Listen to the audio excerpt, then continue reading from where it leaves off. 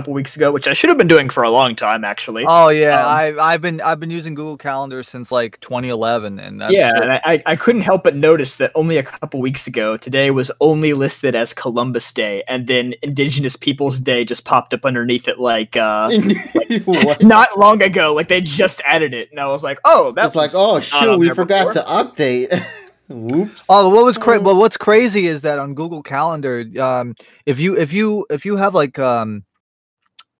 flight plans and shit, they will automatically fill it in, and they'll automatically put it in the calendar. Oh, that's wild. Oh, that's cool. I've had that done with all like the Japan trips and the Florida trips and whatnot, and it's like they know where I'm going. That should be scared about that. Maybe not. We should be, but we're just.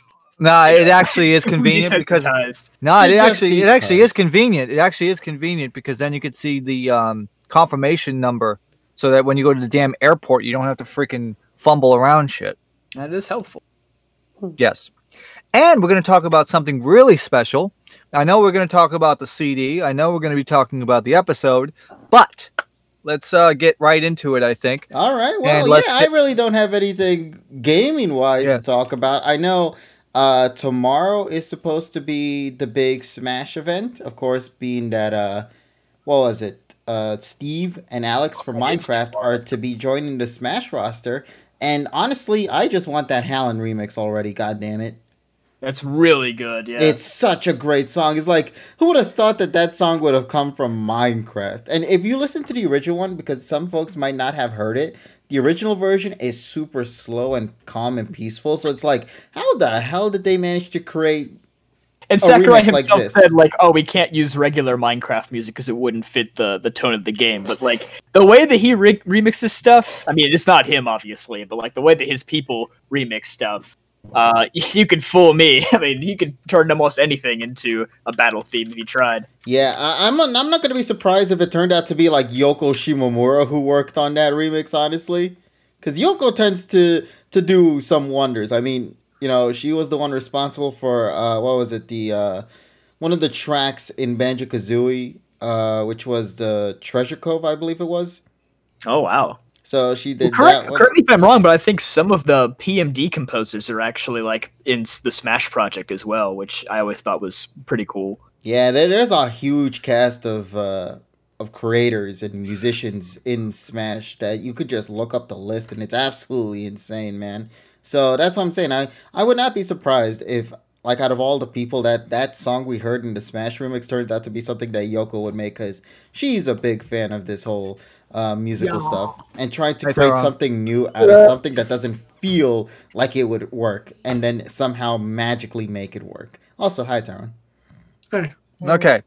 Oh yeah, one last thing. I'm not sure if this is what you're going to be talking about, TSS, regarding, because I see a lot of people in the chat also bring this up, and I know out of everybody here, you are probably the person who would connect with this franchise or this company the most. Level 5. But that is not what I'm talking about. Okay, but the reason why I bring that up is because I feel like we're probably not going to be able to bring it up later. So, okay. So Level 5 supposedly is leaving the North American market. No, that's bad, because now no Yokai Watch 4, no Yokai Gakuen, no Inazuma 11, no nothing. Oh, no, so can I say it? Oh, TSS, can I say it then? And no Leighton, yeah. Go ahead. God damn it, man. I'm so pissed off by this news. Like, Nino Kuni's gone, Leighton's gone, friggin' Jibanyan and Yokai Watch are gone.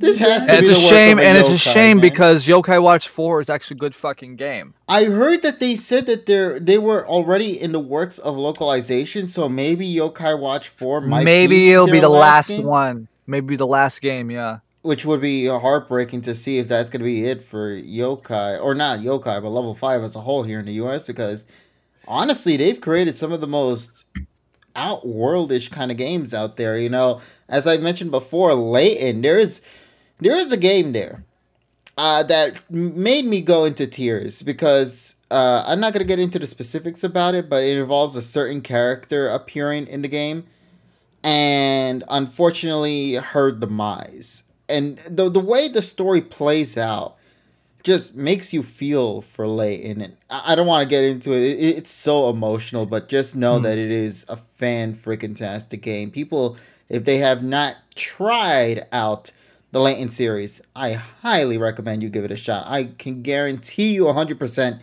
you'll love it if you're a big fan of puzzles. The story goes is that the late last year they started closing up shop from the U.S. in the U.S. company. Correct. So it has nothing to do with Backstreet Boys or anything like that. It was already shutting down. Yeah, this was been in the works for like a while now. So not even like a pandemic related issue. That's kind of wild. No, I feel like the pandemic might have enhanced it per se, but it wasn't the main cause of what led to what's going on right now. Yeah. But yeah, so just keep that in mind, and hopefully what's going on right now, from a lot of sources, people are saying this is looking to be the case, so we'll probably learn more information about this really soon. And we'll find more information about the sneezing, too. Yeah, don't worry. Bless you. Well, it sounds like TSF has good news for us. Yes, now I can pass this to you, buddy. I apologize. So, probably I'm one of the only fucking 50 or 100 people in the fucking world who knew about this. But this morning, there was a concert that was on YouTube. It was called Anisong Fly to the World, and it was held with an empty audience in Zepp Haneda, which is in Haneda in Tokyo. It featured, the opening act was Maguro Nikan, and it had artists Azumi Inoue, who is the singer of the theme song from known as the theme song of Tonari no Totoro, or My Neighbor Totoro. We have Takayoshi Tanimoto, who has done the newest Digimon opening, which is Mikakunin Hikosen, and Rika. They did a concert this morning. Wait, Rika? Yes, they all did a concert this morning. Like the Matsumoto Rika? Yes, Rika did a So all four of these entities, they did a concert this morning or this evening over there. And a lot of interesting stuff. So in terms of we'll go to Takayoshi Tanimoto's set, because he did, of course, the Digimon opening. The band was very sloppy. Oof. And also his voice was a bit unstable, and also he also did Juken Sentai Geki Ranger, but the band completely fucked up the intro, so they had to restart the song. Wait, they actually had to restart? They had to restart the fucking song from the beginning because they started the song and everything fucked up. So they had to restart the song. Damn, man. Yeah. I never heard of that kind of thing. I've seen that happen. But here's the thing. So Rika did 4 songs in her set. She did Spicy Life. She did Best Wishes, where featuring feedback as an instrument in the first pre-chorus. But it's and then she did Ikite Koso, and then she did Mizase Pokemon Master. But it's weird because even though they call it Mizase Pokemon Master, it had elements of both the original and 20th anniversary arrangement. And also, since there was no backing vocalists, Rika takes the mic in like the first chorus. The first verse, and then the freaking percussionist just whistles in the fucking microphone randomly. Jesus. I do want to hear her rendition of Best Wishes, because I feel like that's one of the more criminally underrated Rika songs. Yeah, and also it's realistically only the second time broadcast that she actually she actually sang Best Wishes with a live band. Most of the stuff has been in playback. And it's also nice to hear her sing it in a decent voice and be able to nail the Hitori janai ka nakama ga iru kara daijoubu line in full. Before the last chorus. So it's nice to hear that. Okay. It's like it's the build up to that last one. Because if anybody remembers, because we talked about this, the Best Wishes launch, she completely decides not to fucking do that. So she says just fuck it and not to sing that. No, you're not the only one in chat. Short story, Luke. Yeah, we're just chit chatting away here. And chat's been saying their things. Don't worry, buddy. Should Exactly. have done okay. The funny thing is they did it. The funny thing is they did like a 20-something minute medley at the end.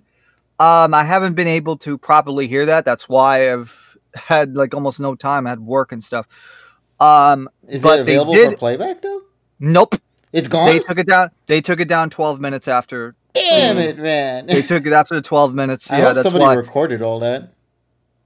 I kind of have it, but I need. But the problem is my video is like 3 minutes short. I just want to hear the best wishes. Yeah, the thing is though is that in that huge Annie-song medley at the end, it has things like "We Are," freaking "Type Wild," "Galaxy Express 39" by Go Daigo in there randomly.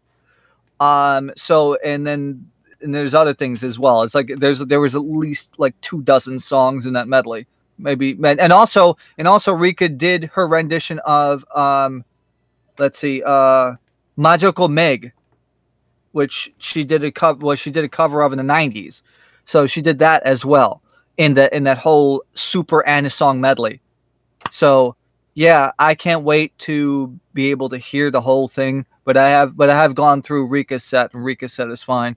Like I said, Takayoshi Tanimoto's things. It's like also like in the Geki Ranger thing, in the key change, he almost fucks up a C5. He kind of is like very unstable voice. Also birding out some parts of that Digimon opening.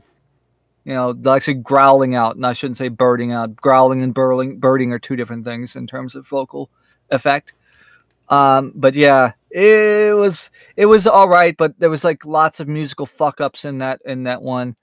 The one that caught my attention the most was the one where they had to restart though. Jesus. Yeah. Like I said, Geki Ninja was kind of a train wreck, and that's what I love. It's just like it actually is akin to when Rika completely fucked up the words in Rival during the Best Wishes launch, Best Wishes launch event. No. She completely she completely fucks up one line, and I don't have the recording of that. because it started like the line afterwards, and you could see her freaking distraught. You know, she was like freaking like she was like unbelievable. You know, that's what it was. But anyway, it's nice to hear Best Wishes not sound like shit in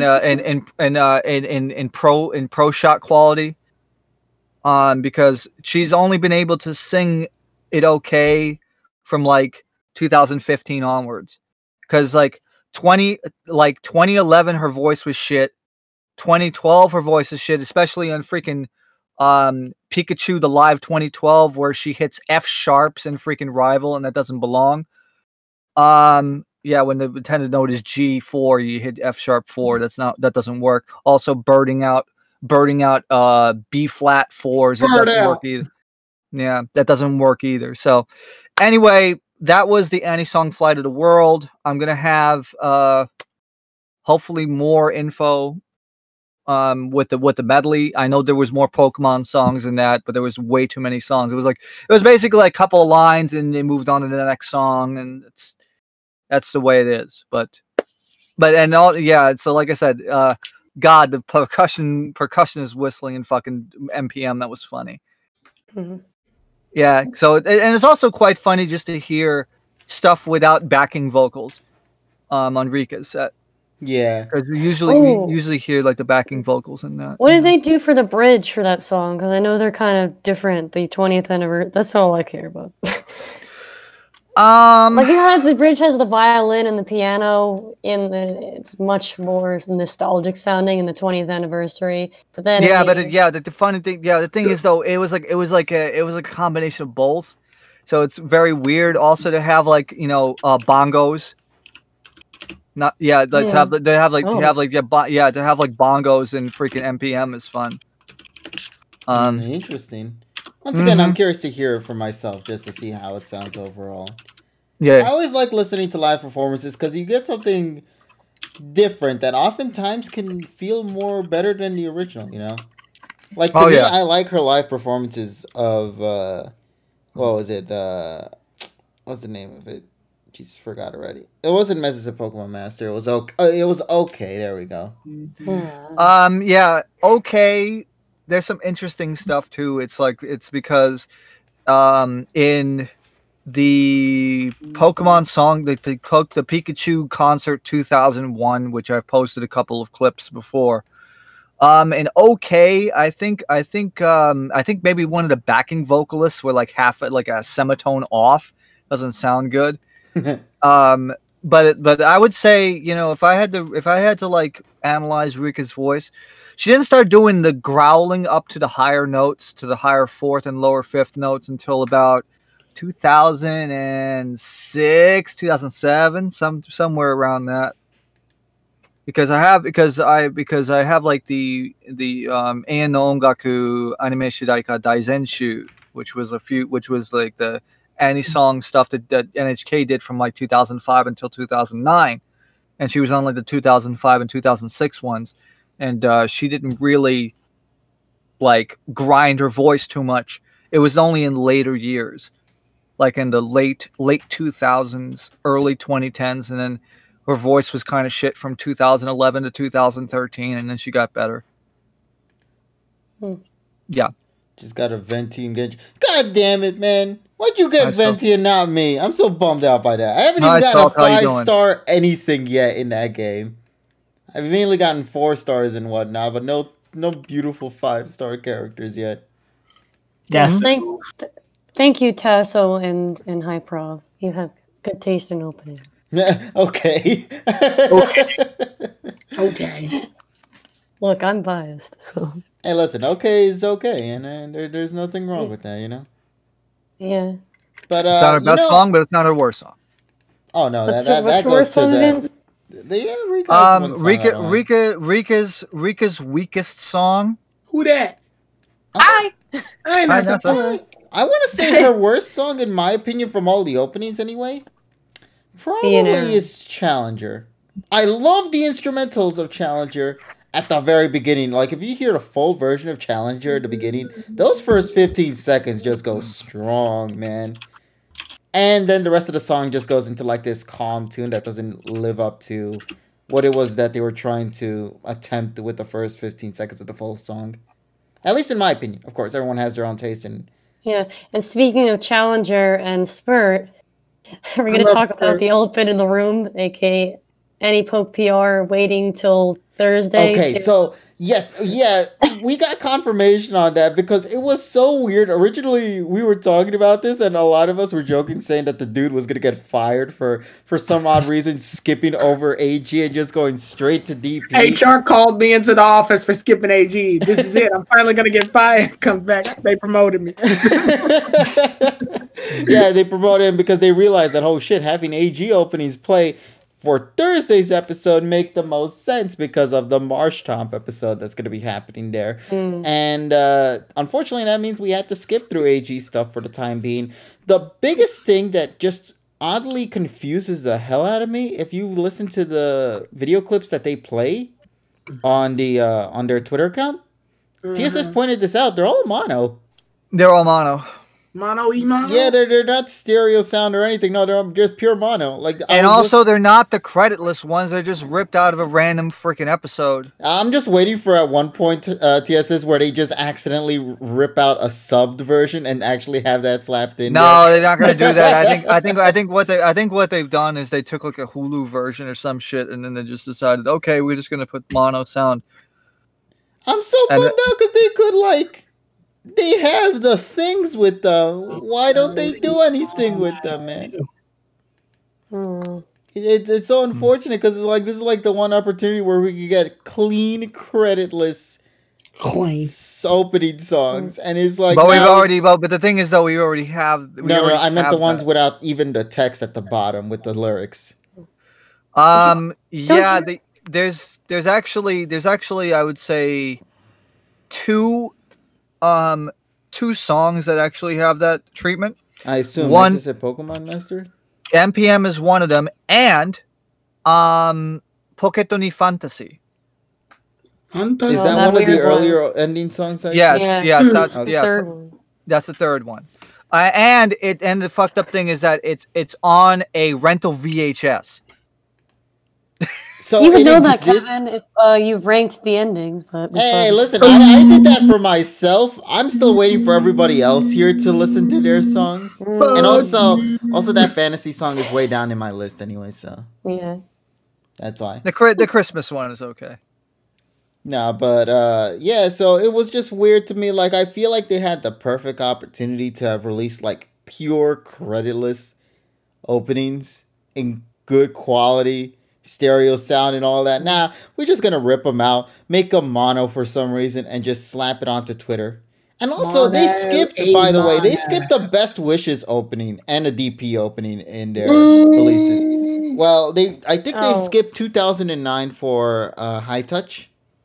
Because they only it's the same fucking graph. It's the same. It's the same. No. One's in 4:3, the other one's 16:9. Exactly. Yeah. They're still distinctive enough. I thought it would have been a perfect opportunity for them to be like, "Hey guys, look at this. It's a perfect opportunity to show you. This is when we began our shift into the widescreen dimension or some shit." Now with 20% more Brock. Yeah, exactly. I know the nice zoom in of Brock on the boat.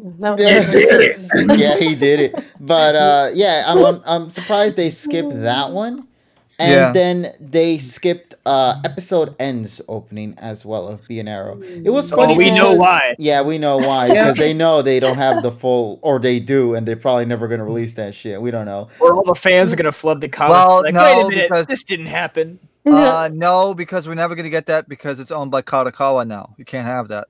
Damn it! Never gonna get they have it in the vault, guys. Yep, you can't get it. We can't get it unless we go there somehow. But Sony, because that was made before Sony took over. So it was funny because I was like browsing through the whole Be an Arrow thing. I think somebody tweeted or replied back to AnyPoke saying, "What about this opening? You completely skipped it," and it was based on the Be an Arrow 2013 remix. And then Rika quote tweeted that comment there, which was also funny to me because it was based off the subbed version, which had the Pocket Monsters subbing on it, which I found that kind of hilarious because they basically just quote retweeted one of the Pocket Monsters, edits that they've done. I don't know. I just find that something interesting. Just seeing like Rika Matsumoto quote tweet something that was edited for other audiences outside of Japan. So yeah, just a nice little thing there, but still bummed out that they skipped. I mean, she has to be aware because it's so you are on the internet. Oh yeah, and given the whole congratulations Ash comment that she made a while back, which I thought was actually really nice there. So that was great to see.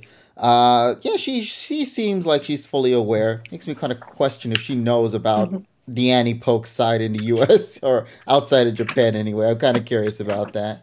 Does she know who Ed Goldfarb is? New tweet. No, that's one thing. Mind your damn business.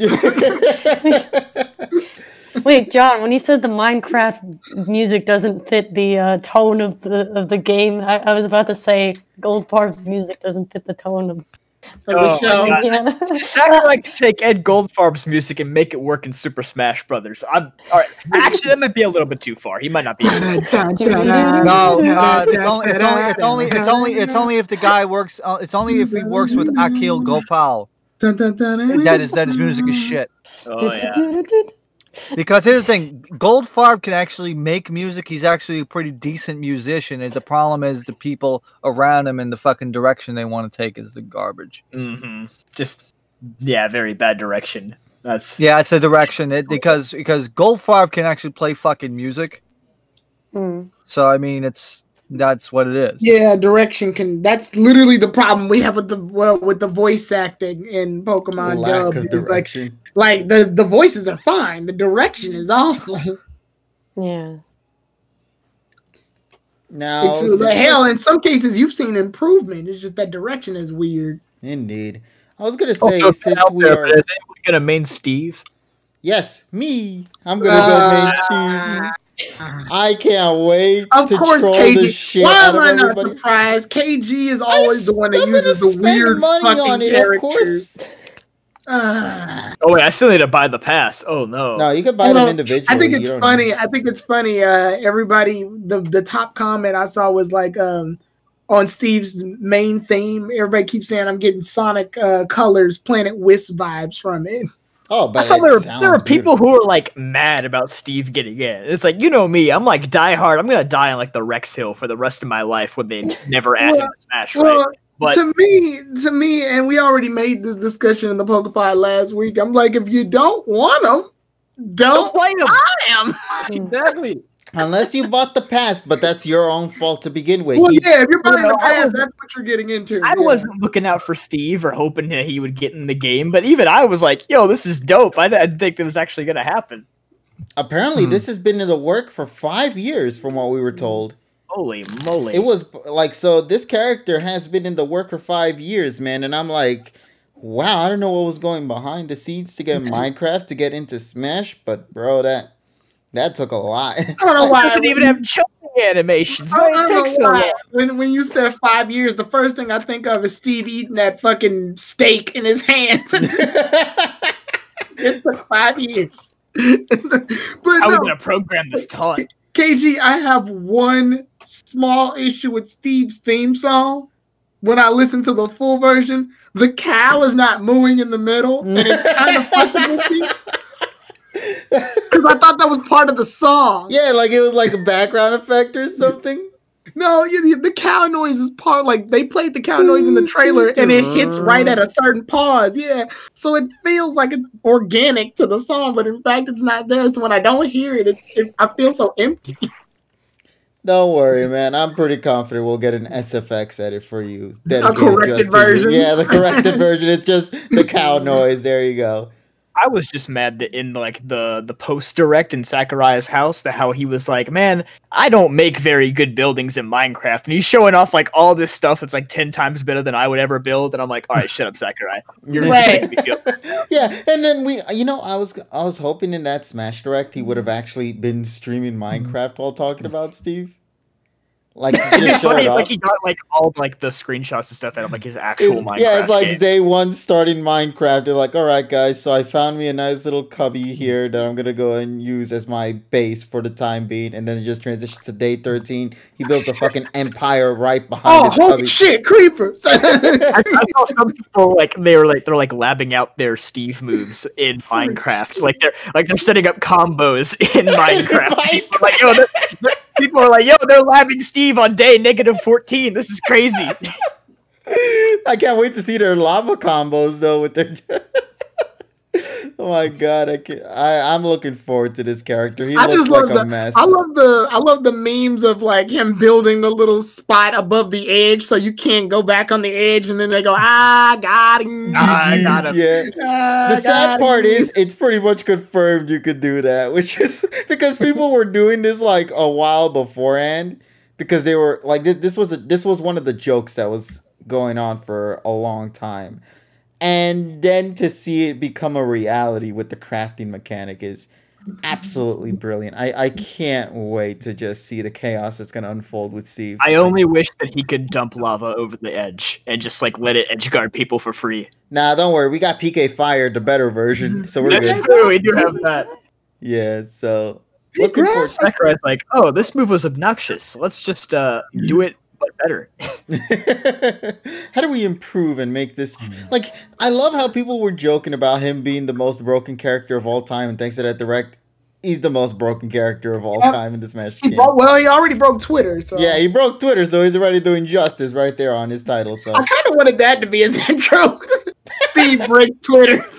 But no one expected that though, and I'm very happy that Steve came out perfectly fine, man.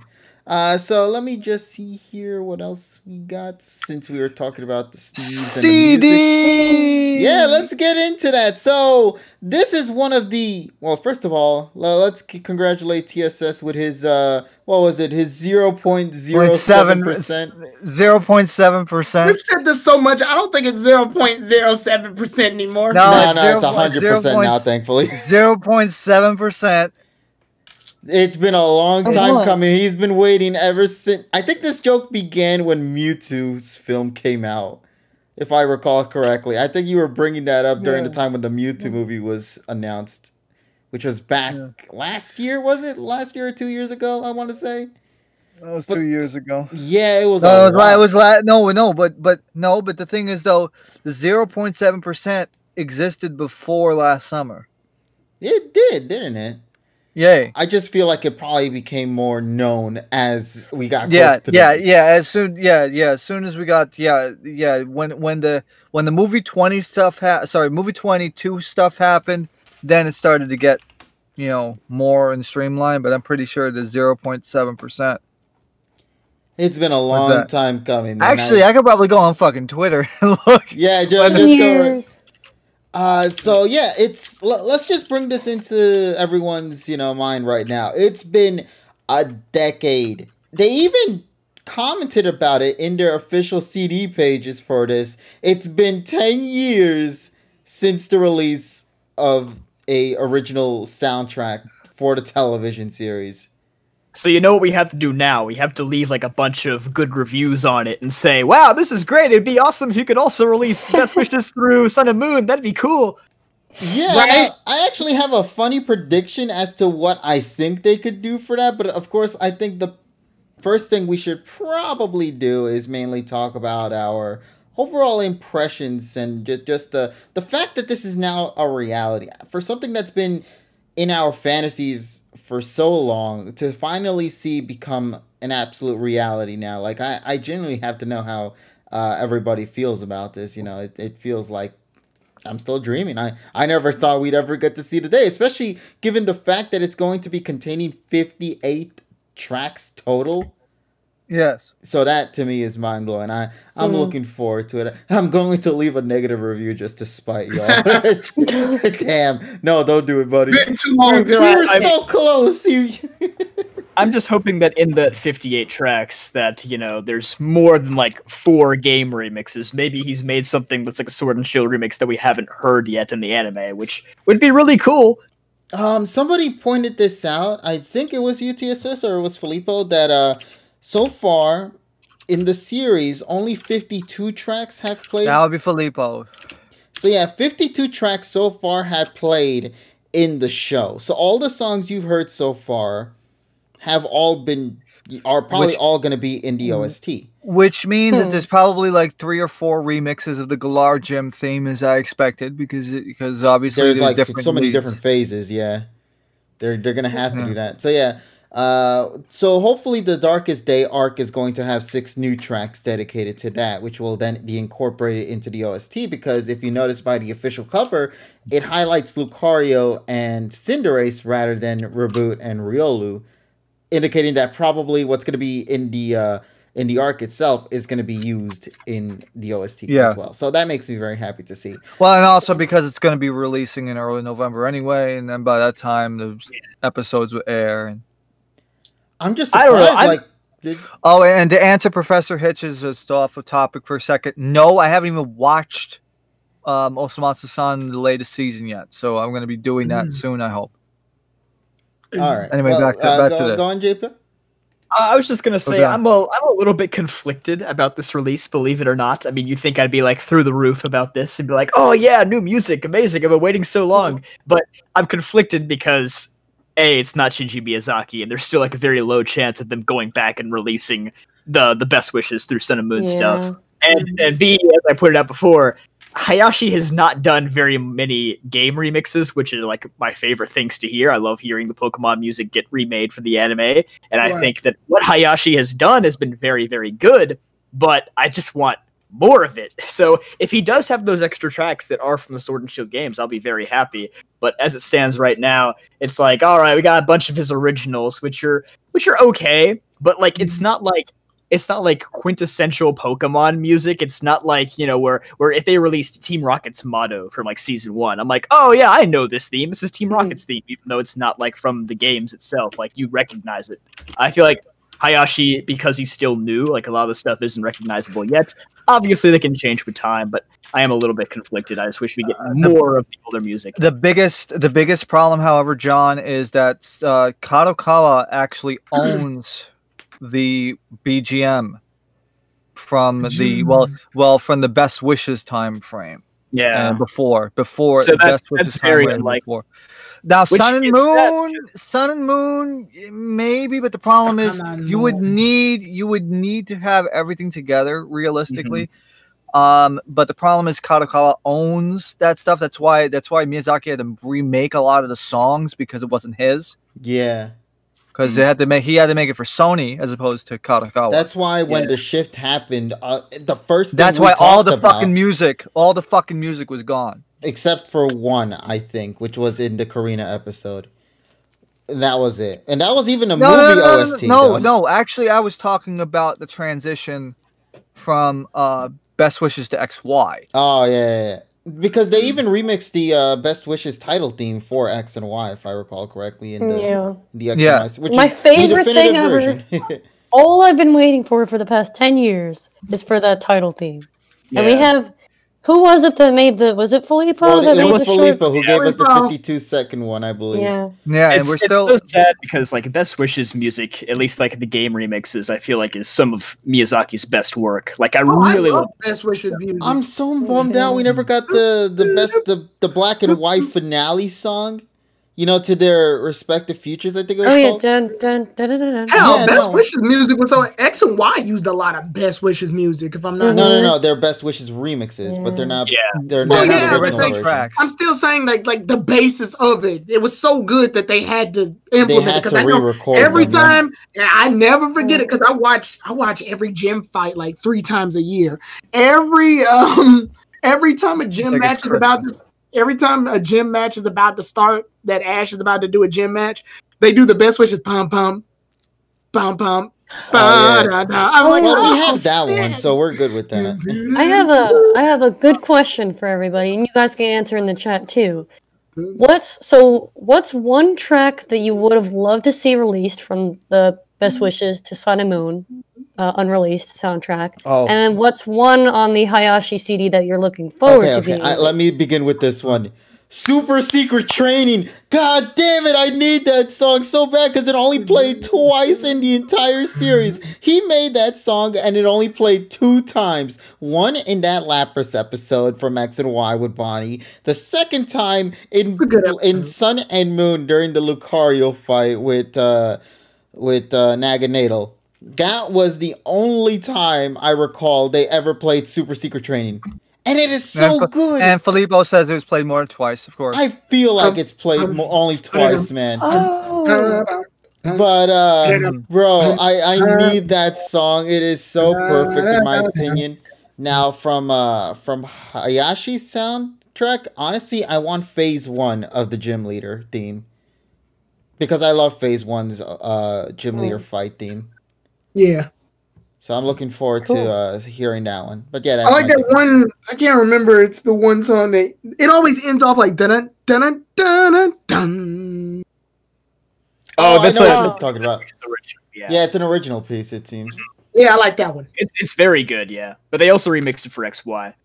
They did. That's why I'll probably remember it so well. Because it was used in Ash vs. Diantha. Yes. But I guess if I had to cheat, there's like 3 from Miyazaki that I really, really want. First one is the Best Wishes trainer battle theme. The one that goes da da da da da da da da da. That one, I think that remix is amazing. And we never got to hear even a relatively clean version. There's like still not like a really good rip of it out there because it wasn't used very much after like early Best Wishes. Like it was surprisingly underused for a battle theme. And then there's another one, which is Battle Maison from XY. It's like the Battle Frontier remix theme. Yeah. It's very, very good. They use it like when Ash is like red ring. Yeah. Best Wishes Gym Battle theme is actually really good. That's true. Yeah, that's a good one too. And Gym Leader's Last Pokemon. That wasn't part of the 3, but I just thought of that one. Yeah. And this other one, I don't think a lot of people will know. I think KG knows it, but it's this obscure track that's I think is only played twice. Filippo will probably correct me on this. It plays once in Best Wishes, and it plays before Ash and Alon's battle in XY, and it's an original piece. It's not from the game. Oh, I know what you were talking about. Yes. It's the musical piece when they're looking at their Pokemon as they're trying to, get themselves prepared for tomorrow's battle, right? They're like training before and then you see Charizard just flying around the stage while Alon is looking up, and there's that beautiful musical piece right there.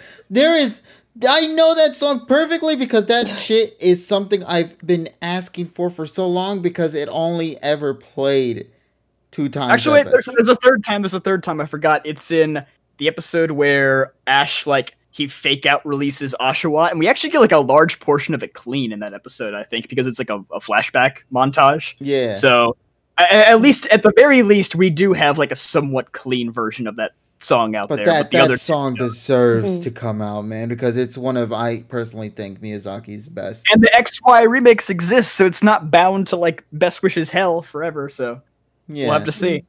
But I think the X and Y remix, I think it's a remix of that song, so it just a very, beautiful. Very slight one, yeah. Yeah, but it's still enough of where you could tell it's a remix, and I think that song absolutely deserves to be released, man. It just sounds too perfect.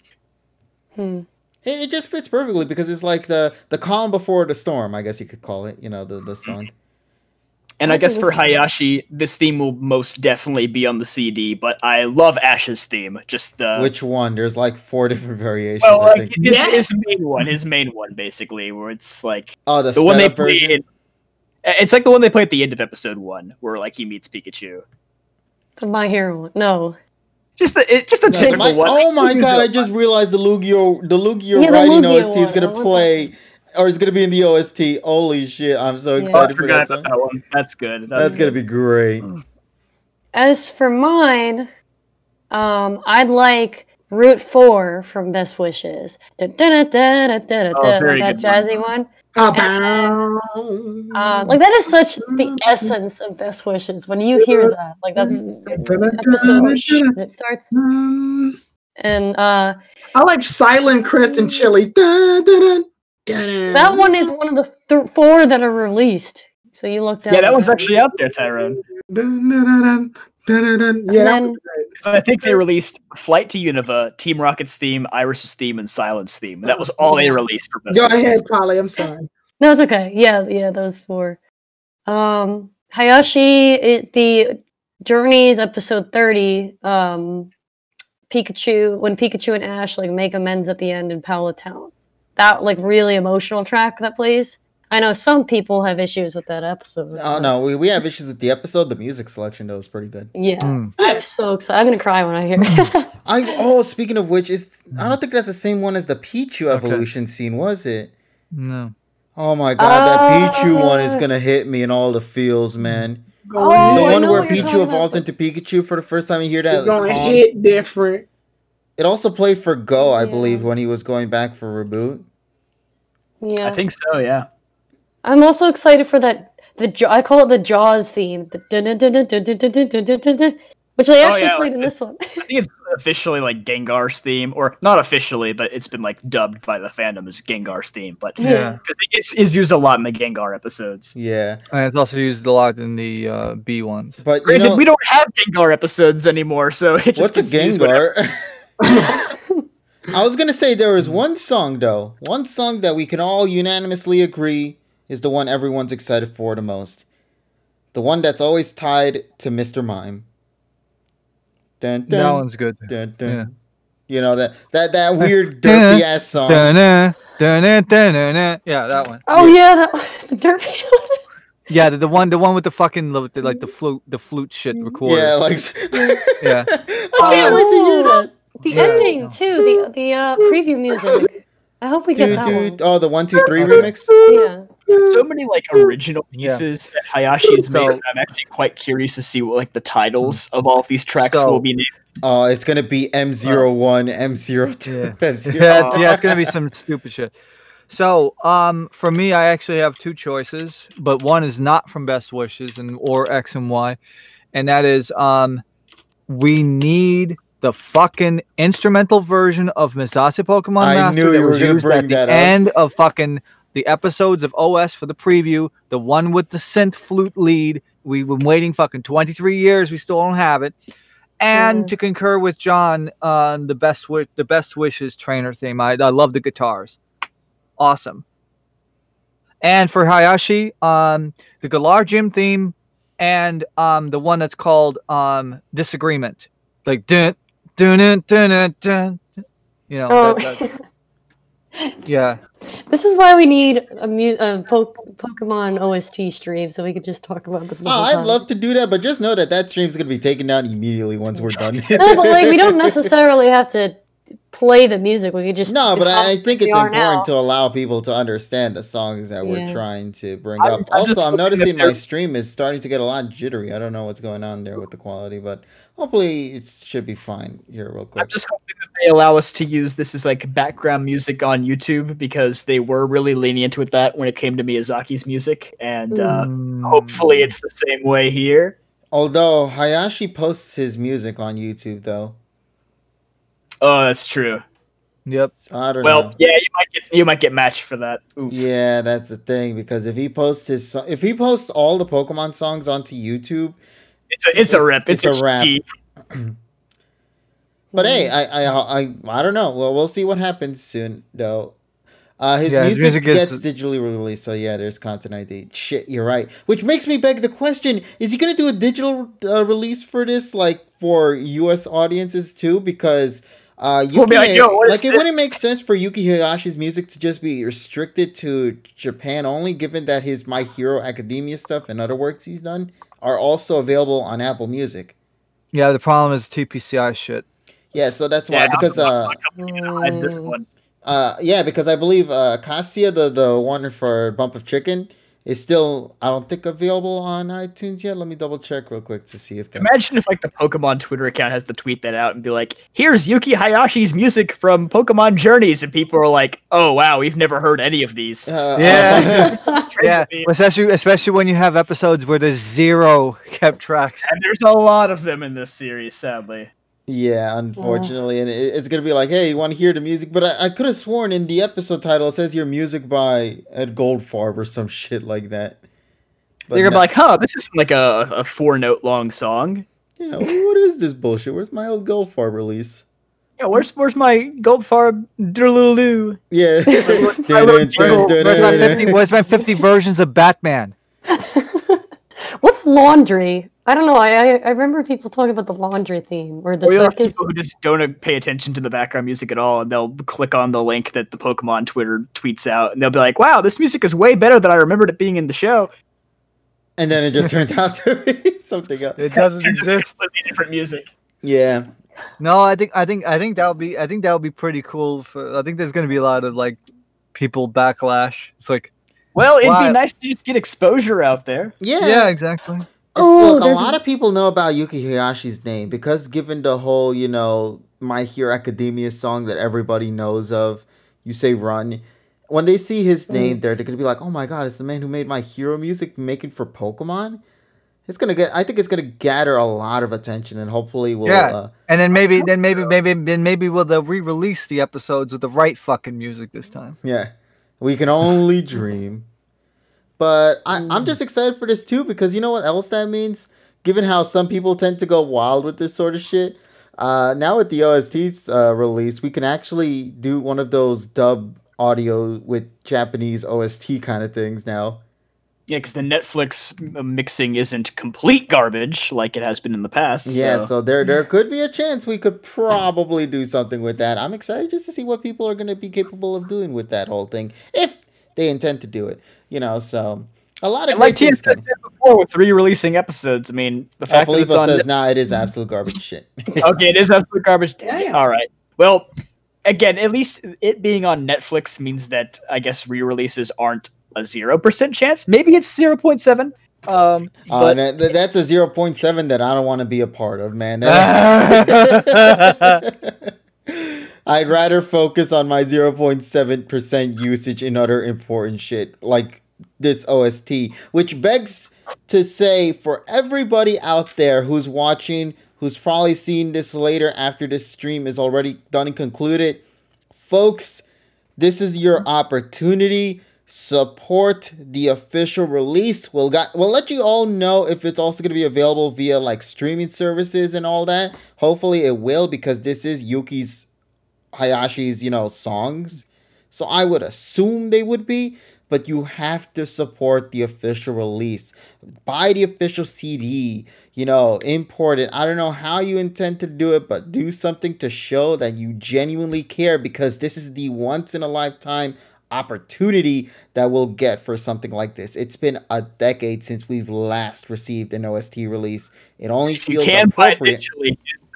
If you can't buy it, you ain't listening to it, all right? Unless it's available on YouTube. Then listen to the official YouTube links. Yeah. Don't go to other people who re-upload those things if they're officially uploaded on Yuki's official channel. Don't go to Richie's channel. Exactly. Damn! Listen. We're only just saying this because you need to understand that, like, viewership in the original sources tend to be the thing that garners attention for the people who release these sort of tracks, So I would only assume that, and also if Richie does try to upload these sort of things and Yuki Hayashi post them on YouTube, Richie's unfortunately going to get a lot of content ID for 58 songs, man. Yeah, I think he should just upload them one at a time to test the waters, maybe. Yeah. Don't upload 58 all at once and then get them all claimed. That's a mess. That's gonna be a hit. Yeah. So this is why we're just acting the way we are, Chad, because we know for a fact if Yuki posts this shit, nobody's gonna be able to post it unless it's Yuki himself. So we're still in the mix in regards to that. We don't know as of yet as to what's gonna happen. It's just great to see that we're getting an OST release, and I'm excited for that. I did have a theory. Unfortunately, I know for a fact this shit is never going to happen, although it would have been cool. Given the journeys concept that they're going with here, with them traveling across the regions and across the world, it would have been nice if they could have done something like an original soundtrack Kanto edition or Johto edition or Hoenn edition, based on just the songs dedicated to that franchise, to that series. Unfortunately, that is impossible given the rights that these songs originally came from or are in possession at this moment, which would not necessarily. Isn't Katakawa the one that you said? No, that's only for Miyazaki's works. No, that's what I'm saying. If we're talking about the game music, Masuda owns the game music arrangements. So you can. So what you're saying is. So technically, Hayashi could still do all of the game music because that's Masuda's stuff. No. Masuda stuff. So that would mean that Hayashi would have to remix all of them. Then he would have to. Yeah, he would have to arrange his own versions of the song. But remember, if we're talking about the songs from the games, that's Masuda's songs, and also who's ever part of. Who's ever done the music, I think, for Sun and Moon and fucking Galar, so Sword and Shield, because I know they changed music directors and Sword and Shield. Yeah, but honestly, if he just did like a remix of the trainer battle theme from every region, so he didn't have to hear the Galar theme in every region, that would be enough for me. Like, I like the Galar's Wild Battle theme, but they use not outside of the Galar region, Yeah, it's like having Dynamax appear in Hoenn for some reason, it doesn't feel right. Or having Z-moves happen outside of Alola. These kind of things just don't feel natural. And it kind of sucks because it's like they can only use the 60 songs that they have, which I thought that was the case at first until Sun and Moon's episode came out, and then, of course, Karina's episode with the one single track from movie, what was it, 15, 16? I forgot which one it was in particular. 19, actually. Yeah. It was a Hoopa movie, wasn't it? I think it was from Companion, wasn't it? Movie 19, someone said, yeah. Legendaries? No, Volcanion. Yeah, Filippo says 19. Yeah, okay, so it was the Volcanion. But yeah, so we'll see what happens. I'm looking forward to it. I hope it succeeds. I hope it does well. And let's just cross our fingers in hopes that maybe at some point in the distant future we'll see them actually take an opportunity to release more tracks for other generations. Mm-hmm. I don't know if it'll happen right away, but this is a step. Support this one. Yeah, support it. Support the official release. Watch the official videos. And maybe we'll get an original soundtrack too. Hey, let's. That would imply that Hayashi already has 60 other songs already in the works for. I'm pretty sure. I mean, it's possible. Yeah, maybe he keeps making more if this one sells good. Right.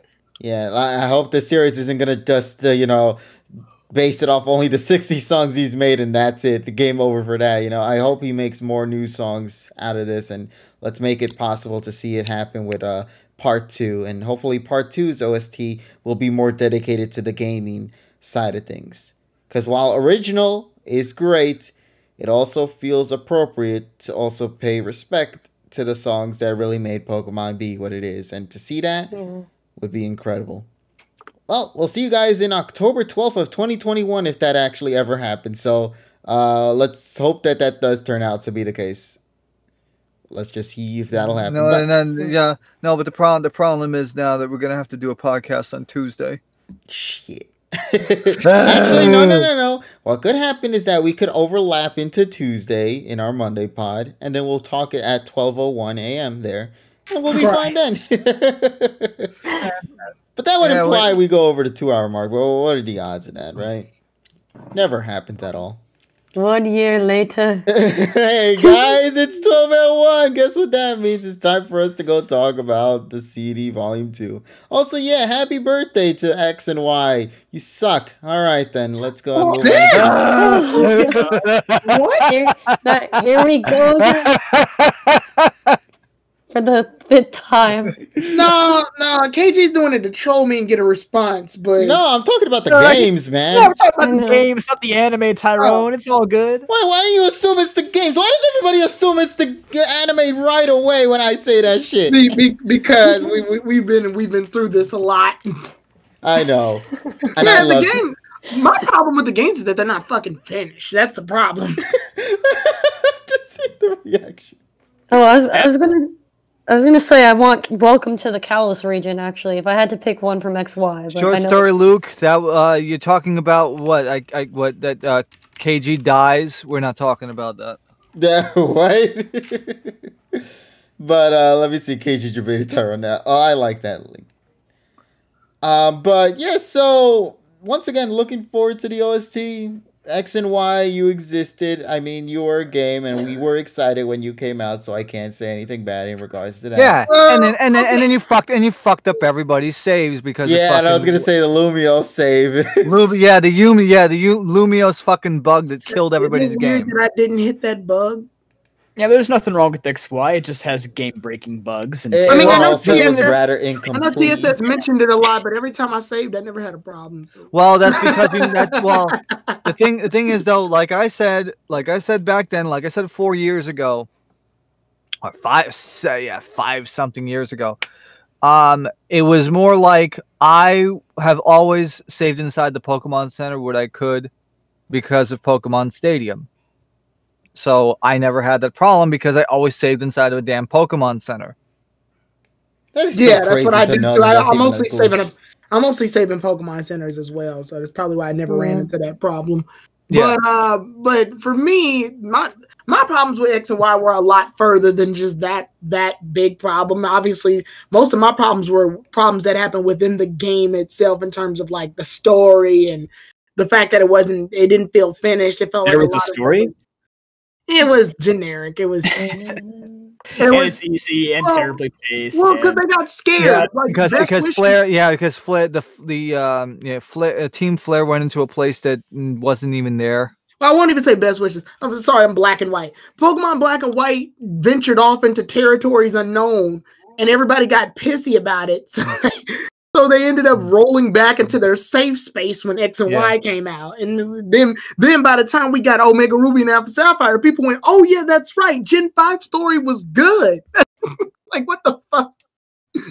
Incomplete game. Too little, too late now. We're already in Gen boring ass 6. It is always going to be a travesty that people didn't appreciate Gen 5 until it was long over. No, and guess what happens when y'all punk ass Gen 4 remakes are gonna come out? Once they come out, guess what everybody's gonna ask for like a week after? We got Gen 4 remakes. Where's the Gen 5 remakes? Don't do it. Don't do it, Game Freak. Don't remake my babies. It's gonna get the beautiful ORAS treatment. I can't wait to finally play Black 2 White 2 in the ORAS style. You can't remake perfection. You can't I never remake played it perfection. though, so this will be a blind playthrough for me, man. No, you're gonna play Black 2 White 2, but we don't do remakes to Gen 5. They're perfection incarnate. Just put them on the virtual console if you're that scared. Yeah. It kind of sucks though, because like odds are, I think that Black 2 White 2 are probably just gonna be like lost to time unless they combine them into Black and White remakes, which I don't see them doing really. But that would imply that they put all the effort to do that, man. Maybe they put them on the eShop or something, but they just remake Black and White. I don't know. Right. It's a bit strange situation. That I would not be against just doing a modified version of Black and White and Black and White 2, which don't rely on the Dream Link. Oh, just get that all scrapped. Or use the Nintendo. They'll use the Nintendo Switch's Wi-Fi to do the Dream World now instead of Nintendo Switch Online. Just use that. And you got to use the Nintendo Switch Online app specifically to even access it. Watch. I mean, and if you absolutely have to, you can make a punk ass mini game. Or the transfer. Or you could have the transfer to home, straight away from the game. Have like an event with Professor Burnett for the Dream Radar thing, and it helps out in the home Pokemon Home. That'd be fun. Yeah, she was a Gen 5 character originally. Spinoff. It always blows my mind. I keep forgetting. Professor Kukui is married to a Gen 5 professor. I just keep forgetting. Of course, man. Hey, really? That's great. Professor Burnett's in Gen 5. She's in the Dream Raider game. Yeah. I never knew that. Yeah, she got a tan in Alola. Well, I think she was the first spin-off character to cross into the core series. Yeah. Wow. Well, besides the Rangers, obviously. Remember, I didn't play Black and White, so that is news to me. Well, I think it's a spin-off. It was Black and White too. You would have to use the app, the 3DS app, the Dream Link. Mm-hmm. That game was like Pokemon Go before it was cool. Yeah, pretty much. Used AR. Yeah. I have some nostalgia with X and Y, as this says a lot about me as a Pokemon player. Y is the first game I ever actually completed. I mean, it's a good beginner game. So technically, Gen 6 was my first.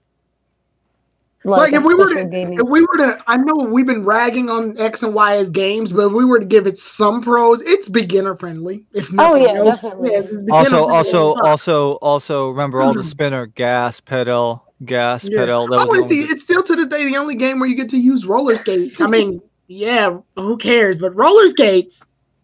And then they decided that enough beginner games, so they made Let's Go. And also you got to ride on fucking Go-Goat. Oh yeah. No, it was Skidoo too. Skidoo.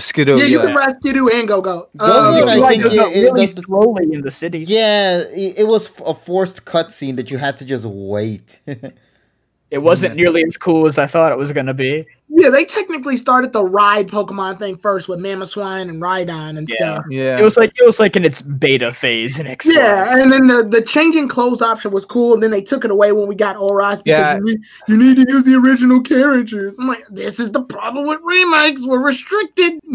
Though it was cooler in ORAS when they actually made a lot of the models for Pokemon show up when you were surfing and diving and stuff like that. Yeah, that was cool. And if you surf on Kyogre, you actually get to surf on Kyogre. Or if you surfed on Sharpedo, you'd go twice as fast as you normally would. Which will carry over later in Sun and Moon. Mm-hmm. Yeah, that was nice. That was all nice. So it had some good parts, and then obviously it had the Pokemon-Amie that broke your fucking Pokemon and turned them into Ultra Instinct mode. But we're not going to talk about that. Yeah, that's still here. We're still not rid of that. Oh yeah, that's right. If you camp with your Pokemon, they do become OP, don't they? Yeah. Oh shit! I forgot because I don't camp with my Pokemon. Friendship. Yeah. I don't camp with my Pokemon because of that shit. That's probably why. Gold Miner, how you doing? But yeah, X and Y had some. And the music. Oh my god, the music was good. That's almost like saying the Sonic music is good in Sonic games. Yeah, but the game. Yeah, F1 music is underrated, I think. And some of the places are really good too, like Anastar City and Snowbell City are beautiful. Oh yeah. Yeah. Those are beautiful. Is that AZ? Oh, AZ. He's got a lot of lore, but they never double up on it. Yeah, that's why. Bot's death music. The haircut scene. We missed out on so much. We were supposed to get AZ. Thanks for reminding me that AZ didn't show up in the anime, Tyrone. Now I'm sad again. I'm sorry. We never got AZ's Floette because that was technically a coding in the game, but for some reason it's not there. So no AZ Floette. But it had potential. Speaking of which, the transition on the video game stuff, make sure you guys get your Sinnoh region Pikachu, the Volt Tackle Pikachu. The best Pikachu. Yeah, even though it has no Volt Tackle. The worst Pikachu, I apologize. Wait, it doesn't have Volt Tackle? Nope. Every Pikachu has the same fucking moveset. And what are those moves, TSS? Since I'm too lazy to go back and check. Somebody bring it up because I don't have obviously Thunderbolt. Thunderbolts. Iron Tail. Thunder, probably. Is it Thunder, Thunderbolt, Iron Tail, and Quick? No, is it Electro Ball, Thunderbolt, Iron Tail, and Quick Attack? I actually think it's the AG moveset, ironically enough. Oh, God. Thunderbolt, Electro Web, Quick Attack, and Iron Tail. Oh, same nature as well. So the current Pikachu. But like when they first did it for the distribution in Gen 7, like it started like level 1 Pikachu, and then it was cool because like I think however many years later AG was, it went up that number of years for the level, and then it was like 4 years later, so there's a 4-level gap between the AG Pikachu and D. So that's why Pikachu has actually not been that good throughout history, because now we know the Pikachu is only going up 1 level per year. That he's been in the anime. He's level 25 right now. The fuck? And yet somehow defeated... but then you gotta beg the question. Yeah, level whatever Pikachu beat Latios, Regice. Damn, those were some weak ass legendaries, bro. Fucking defeated. Wait, Sceptile. So what level is Sceptile then? If it got its ass whooped? Yes. level 7. Shit. Level 7. Ash has those hacks Pokemon. I see. Oh yeah, that level 5 Snivy though. That was the only time it was a level 100 Snivy, man. I'm just saying.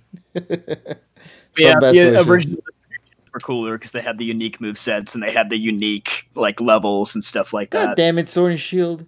You're disappointing me every time.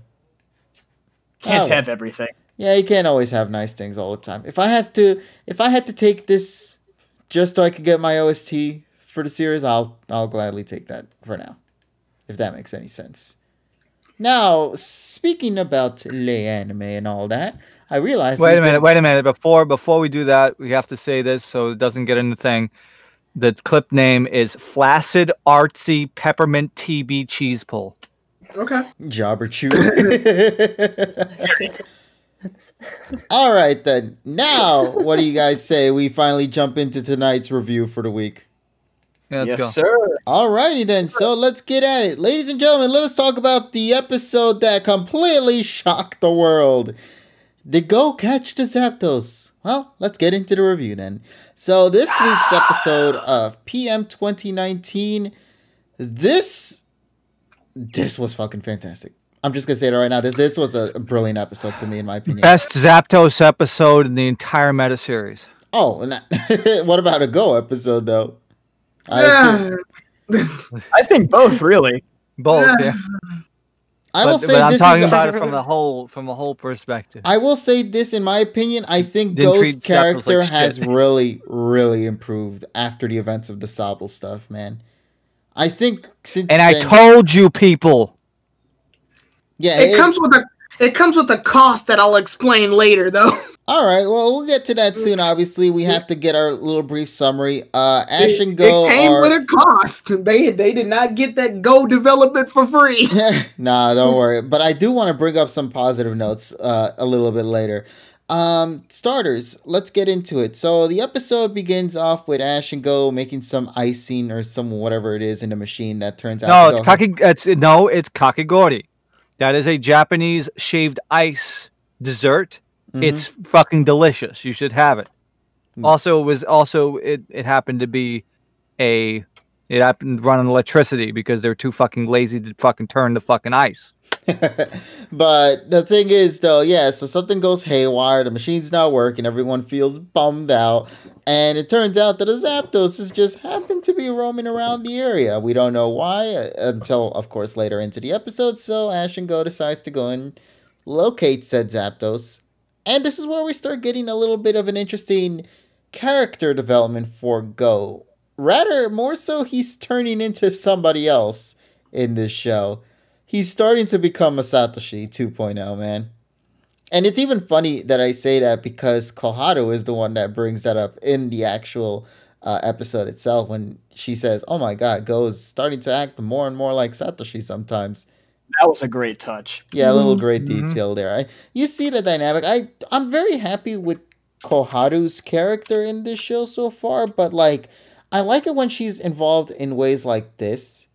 She's still a part of the show, but she's not necessarily a main focus that she needs to be attached to Ash and Go all the time. If they can keep Koharu like this, where she can be in the screen with them and just hang out every now and then, I think that would be great. It just sucks that Koharu has to always be in the shadows. Hell, if I recall correctly, didn't Koharu's VA also bring up the fact that she wanted to see Koharu have more screen time in the show itself? Yes, and also, there was also Rika actually mentioned on that live stream as well. It's like, it's funny how when they record, they don't see full color. It's always like the sketches.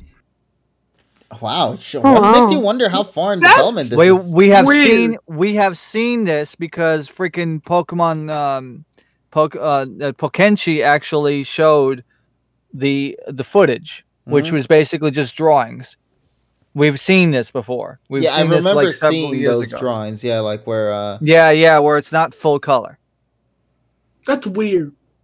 But this is, I guess, how it works in the business. Due to this shot, it looks like Yamper is about to be turned into as slushy. I also love this shot that has absolutely nothing in there. I have no idea what that shot is even about. It's just an empty shot right there. Yeah, it just looked like Yamper was going to be turned into a slushie the minute Ash clicked that button. I will say, I don't prefer Koharu being in the background, but I like that even when she is there, we can see that there's quite a shift in her demeanor from the beginning of the series to now, where she's quite a bit more open, a bit more positive around Ash and Go. So we are seeing like a gradual progressment of her character, even if she's not a main character. Yeah, she's starting to slowly get her way there, and just seeing the little small touches with her character, I think, is a step in the right direction for her. But yeah, let's start going freeball into this episode now, because Ash and Go, they managed to get an idea as to where the Zapdos is. They discover said Zapdos, but before they discover said Zapdos, they bump into Team Rocket, who just happened to try to find a second base that they could call their own. So they were also a part of the power plant area as well. They bumped into each other there. They decided to go and locate said Zapdos, and somewhere around the line, they're like, hey, let's work together. And they work together for the battle for like a split second. Oh, Nessa, hey, Nessa, you there? Yeah, I'm sorry. I'm so sorry. I had a phone call that called, so it kicked me off in here. So then I was on. Yeah, I wasn't expecting it. No, don't worry, buddy. Welcome back.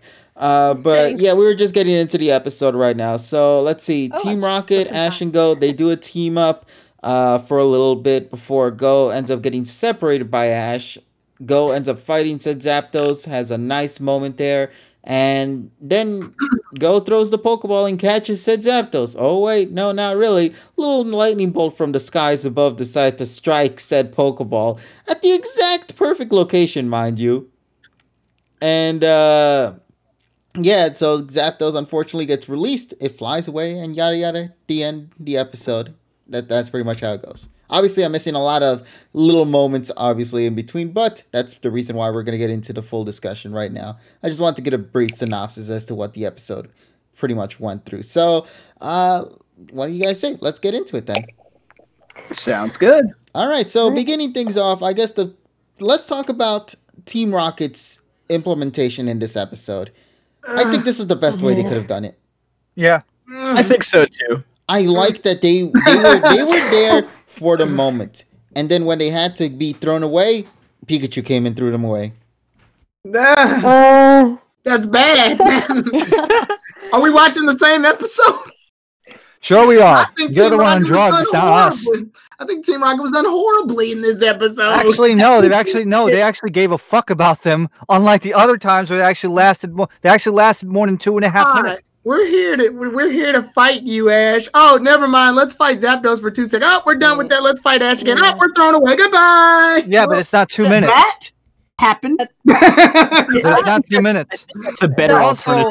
Also, interestingly enough, the director that was on the live stream also mentioned that Zapdos's voice in this episode was actually sound effects, computer generated. Yeah, I think they were trying to make him sound like his made this episode a 9 out of 10 instead. They were trying to make him sound like his battle cry in the game, so that makes sense. I got that. No, but it shot it down from a perfect 10 out of 10 to a 9 out of 10 because I didn't hear the signature that you would hear. Yeah, I would have taken the ridiculous over-the-top XY voice over this sound effect that they've reused for like 4 or 5. They were going for video game accuracy for some odd reason on this one. Yeah, I felt like I heard this like so many being reused in other Pokemon. They've used it for Giratina, they've used it for Reshiram, they've used it for Yveltal, they used it for Lunala, and now they've used it for Zapdos. So that's 5 legendaries who share the same exact anime crap. It's like when they don't know how to use Mewtwo's voice outside of the movies, so they make them do that. I kind of wonder. I guess they use it's Mothra's cry, as Filippo points out. It's just they use a lot of like Godzilla sound effects for the legendaries and recent stuff. I was kind of thinking. I guess like they're probably just wanted a generic voice, knowing that the Go's not going to catch it, and if he did catch it, then they would have probably specified a specific voice actor who's voicing Zapdos. Yeah, it would end up saying Thunder. Yeah, like I still would have loved XY Zapdos to come back and do the Yeah, except now it's taken by the Furo, unfortunately. Oh yeah. Well, I don't think we can have 2 eyes in the world. Who would care? But yeah, so I guess a lot of people are pretty split here. Does anybody want to share their piece as to the Team Rocket bit? I will say I think that you just can't fit all of that stuff in the 22 minutes, and I don't think showing Ash beating Team Rocket, which is why showing the group fighting a legendary to me feels like it's worthy of a 2-parter. I mean, no. I only gripe. Ash and Team Rocket have worked together several times though, and I feel like they've been done better in those senses. Here, they're literally just used to show off the fact that Ash and Go don't have other people to do a raid battle with. I kind of wish that they used Team Rocket a little bit longer though, because I guess they were just that raid battle lasts all 1 minute. Yeah, it was like very short. Like, I think the 1 minute that we did get though was quite good. If there's one thing I like more than Team Rocket focused episodes, it's Team Rocket teaming up with Ash episodes, even if it was brief. I even like James giving Pikachu the command and saying, "Pikachu, jump on Stunfisk." I was like, "Whoa, he's not your Pokemon. What's going on here?" I even like in AG when they did the Battle of the Sexes situation and Ash teams up with James and May teams up with Jesse. I like when they use Team Rocket in combination with the group. I just feel like this wasn't used to its best because it's over before I get the chance to enjoy it. For once, I agree with Tyrone. That's weird. The only reason why is because of the fact that the Zapdos was the main focus here, when in a lot of the other episodes you're describing are mainly Team Rocket focused as well. Anything, you would make it the part of the Unova episode had no problem utilizing a raid battle that well with characters that were already established, and we barely knew those characters. You have Team Rocket on Ash and Go's team. Use them. I'm gonna go with what KG said though, because like the focus is more on Zapdos here than Team Rocket. I think also kind of wish that their gotcha machine had given them Pokemon that were technically theirs before, like Survivor. I think the fault of the episode, or not even like the fault of the episode, but the fault of the promotion and the preview and all that, and the title of the episode was that it made this raid battle like a bigger thing than it really was. Yeah, when it turned out from a raid battle to a one-on-one battle, if anything. Although I did like when Team Rocket was like, "Good luck, Go, have fun," and like they stay behind. I guess how I end up viewing Team Rocket, I guess for me, I just saw they served their purpose. So they was, and their purpose was just like after when that raid battle happened, they distracted Ash, so go have his moment alone. I'm gonna comment on that later. And I don't need to see Team Rocket be blasted off for an 800th time. Like, I will say that's my one criticism. Yeah, but the thing is though, they fucked themselves in the ass, because that's why Rhydon was fucking like attacking the fucking walls of the fucking power plant. That's how the fuck they were going. Oh yeah, they made Team Rocket's Pokemon stupid this episode. I forgot about that. Yeah, and I feel that's what caused them to fucking explode and leave, and not because of Pikachu. I feel like that was a subtle reference to Horn Drill having like 30% accuracy and then just being an overwhelming Pokemon. Me use Horn, me go. Horn. Rhydon kept like attacking them. It was kind of funny. Just like, where are you going? So in X and Y, when Bisharp used Guillotine, if it had missed, it would have sliced one of the audience members' heads off in the fucking ring. You sure that's a 30% accuracy? Because that was a 100% clean shot right there. Yeah, but he was supposed to hit Goodra. Goodra would have been sliced over to half the dead. But the thing is, I don't know. I'm on a mixed bag. I like when Team Rocket teams up with Ash in the game. It's always fun when they do it, because hell, if you're gonna make them show up a lot, at least have them join forces to fight a bigger threat. That's fun. I just didn't get the chance to really absorb any of it, so I can't say I enjoyed it. I think the problem is usually it just felt so randomly placed, like they just happened to be in that power plant. Like usually they don't, like in older seasons, they don't know what the heck is going on. They just kind of happen to stumble, either they're following Ash, or they happen to stumble upon the same thing that Ash also has to be at, also happens to be at. Yeah, so here it's like, they're just sort of looking for something else. Yeah. But I can see where you guys like it. I like the team up episodes too. I just kind of like when they just happen to stumble into each other at the same place and it's not planned. I give it a high mark because it didn't treat Zapdos like shit. Yeah. No, Zapdos held on its own. Legendary to be treated. It makes sense. Yeah, it's the best showing of Zapdos in the entire meta series. The X and Y one was shit. Until we get to that last part. Not necessarily. It fought Hawlucha, Talonflame, and Noivern all at once. Caramelized onions next. Wait. I want to break down the debate that just happened. We had a debate. Hold on. Let me finish. Let him finish, and I have no response because Tyrone I don't have no response. Brings proof from episode to make his debate argument. TSS uses a reference to a burger. Who wins this one? No one. Next. No one. No one. Next. This episode wasn't dark. This episode wasn't dark. Fighting Hawlucha, Noivern, and Talonflame feels pretty impressive. Those three. Yeah, the Go had more development in that episode. This episode than Next. I guess. Next. I just mentioned Blaze Kick in the chat and Blaze Kick too. Next. I had no. I love doing this because it's like it rattles. It rattles. I don't know. Zapdos losing to one reboot. Zapdos losing to reboot versus losing to three powerful Pokemon. Okay, sure. All right, go ahead. Yeah, go ahead. Let's do it. But the rest of the episode was bad. Well, actually, no, it wasn't. Because actually, I loved the way that they had the cloud, had Zapdos create the clouds, especially at the beginning. Yeah, the next one. When they were in the cave and they had to use that weird sonar thing for Noivant. This episode was great. This episode was great. I'm talking about the XY Zapdos episode. That one was bad.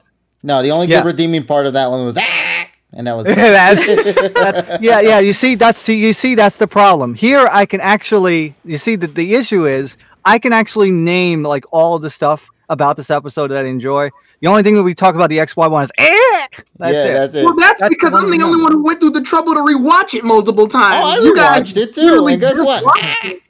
So Because I can give a full-fledged review of that episode and show why it had good elements. Which you can find it over at Tyrone's YouTube channel. Yeah, I was saying, but there's a huge bias then that I'm against. So yeah, well, I'm gonna lose. How about you let the chat also back you up with this one, then, Tyrone? You can also have chat help you out here. Because I remember someone else brought it up in Twitter, and I said the theme with Noibat was unity. Because remember, Fletchender's the one that warmed up his egg and helped teach him how to fly. Here we go. We got some backup. Dill Pickle. It was fucking shit. Okay, next. Damn. Even chat couldn't save you, Tyrone. Helped teach him how to fly. So it's only fitting that the 3 Pokemon that helped each other are the ones to fight off against Zapdos and aid Noibat to evolve. So I thought it was fitting. No, I get you. And that's why we were saying we were just hoping to see. I see things further than the way you guys see them. I guess that's my analysis. Tyrone, the theme of this episode is chat. The theme of this stream is next.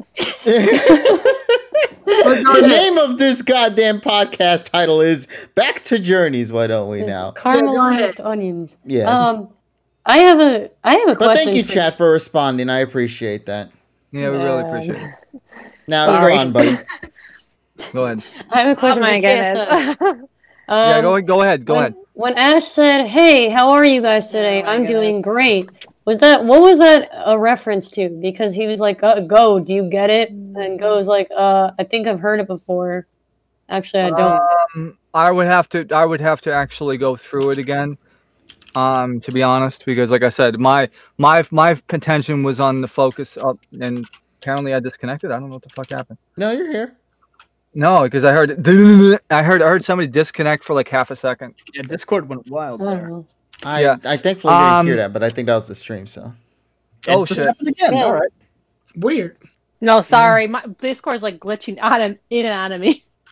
Okay. No. So, I would have gone back if you would have told me this like freaking 30 minutes before. I want to actually. I asked you this and then you didn't answer me. Yeah. Yeah, you want to know why? Because I was actually working on synchronizing this freaking thing. 9:47 p.m. I actually have a question for you, TSS, regarding something that happened in the episode, but it's hard to explain in writing. That was so vague. Yeah.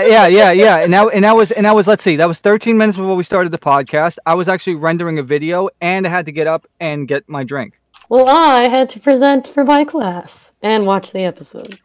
That is beautiful. But yeah, there were a couple of puns like the chicken or the egg, the I have to go back. Meal and the shower. I don't really remember the joke that was going on with that, but there was something like that going into. Yeah, the thing though is that it was probably like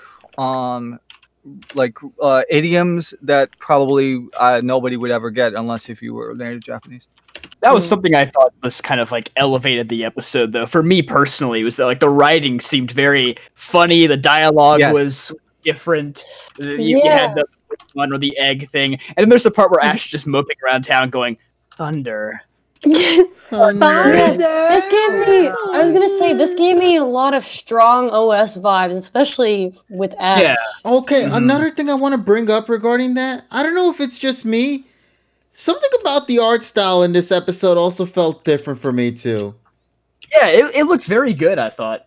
It looked a little too clean, in my opinion. I don't know why. There was something about the quality of the art direction for this episode that really threw me away. It could also be they might have gotten other studios to do the in-between shots. Yeah, not necessarily Sun and Moon 2.0, because the thing about that is, first of all, Sun and Moon 2.0, if you obviously you have to look at Sun and Moon. Sun and Moon goes nuts with their emotions here.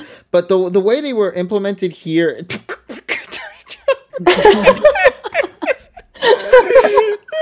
No, the only way that we could do that is we have to take down the wall, so it's time to get the demolition team. Shit, hold on, let me go call him real quick. But no, I was just saying, I don't know, but I feel like the quality in this episode was magnificent. I really liked it. I think everything looked polished and looked clean, and I'm very happy with that, so yeah, that's my take on that. I don't know, it just felt different with this episode than previous ones. Yeah, because I think I would have to look through the studios who did the in-between shots. I think it was pretty cool. Also, Also to watch everybody's reactions, because they obviously watched the episode in real time because they had the live stream going at the same time. I like how Rika like reacted to Mugyo. You know, it's like freaking. You know, it's like Mugyo. Yeah, it was. This is always hilarious, no matter what the fuck. Exactly. Well, yeah, but like I said, during the live stream while they were doing the watch, it was really cool to hear them talk about recording, talk about the history, and you know, just to sit back and relax and just react. See, that's one of the best things. You know, that's what I think made this episode special. Besides the fact that you had the voice actors reacting to it at the same time, and then you add that together for great value. And unfortunately, nobody's gonna freaking watch that because nobody gives a fuck, but I do. So, just like nobody gives a fuck about XY half the time. Next. Christ. Damn, man. Yeah. Stop. He's already dead. He's already dead. Stop. Now, okay. Say, let's have a fight. Now then. Yeah. Oh, what? I was going to say. Another thing to also bring up about this episode that I liked, and I guess we should talk about it now since it's the main core fight of it, you know, Zapdos versus Flygon and Reboot. That was amazingly. Why don't just use Flygon the whole damn time?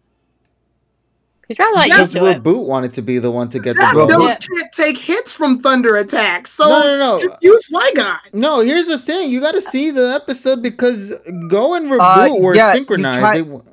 Yeah, and the other thing is Flygon tried to attack and it fucking kept missing. Yeah, there's also a reference to the previous Flygon episode where Reboot is able to like jump off of the Draco Meteor. Yeah. He's doing the Draco Meteor climb. I appreciate it. Flygon is being used as a distraction here. It's the support. It's the support. Which is sad because the distraction technically has a better shot than Reboot. Poor Flygon has been getting shit on since its debut. So shut up, Terrell. I'm an AG simp, and you know it, motherfucker. Yeah, he's more AG. I can vouch for that one. Anything AG, he will bring up. Journey's maybe 75% of the time he'll probably remember. Terrell, he didn't even remember the friggin' joke that happened in this episode. Terrell can't doesn't have the guts to come into this chat and oh. You can win Ben Stein's money. Everyone's fighting tonight. Yeah, we're laying fists here tonight, boys and girls. Oh, yeah, speaking of 1, 2, 3, brought it up earlier. You have no proof, motherfucker.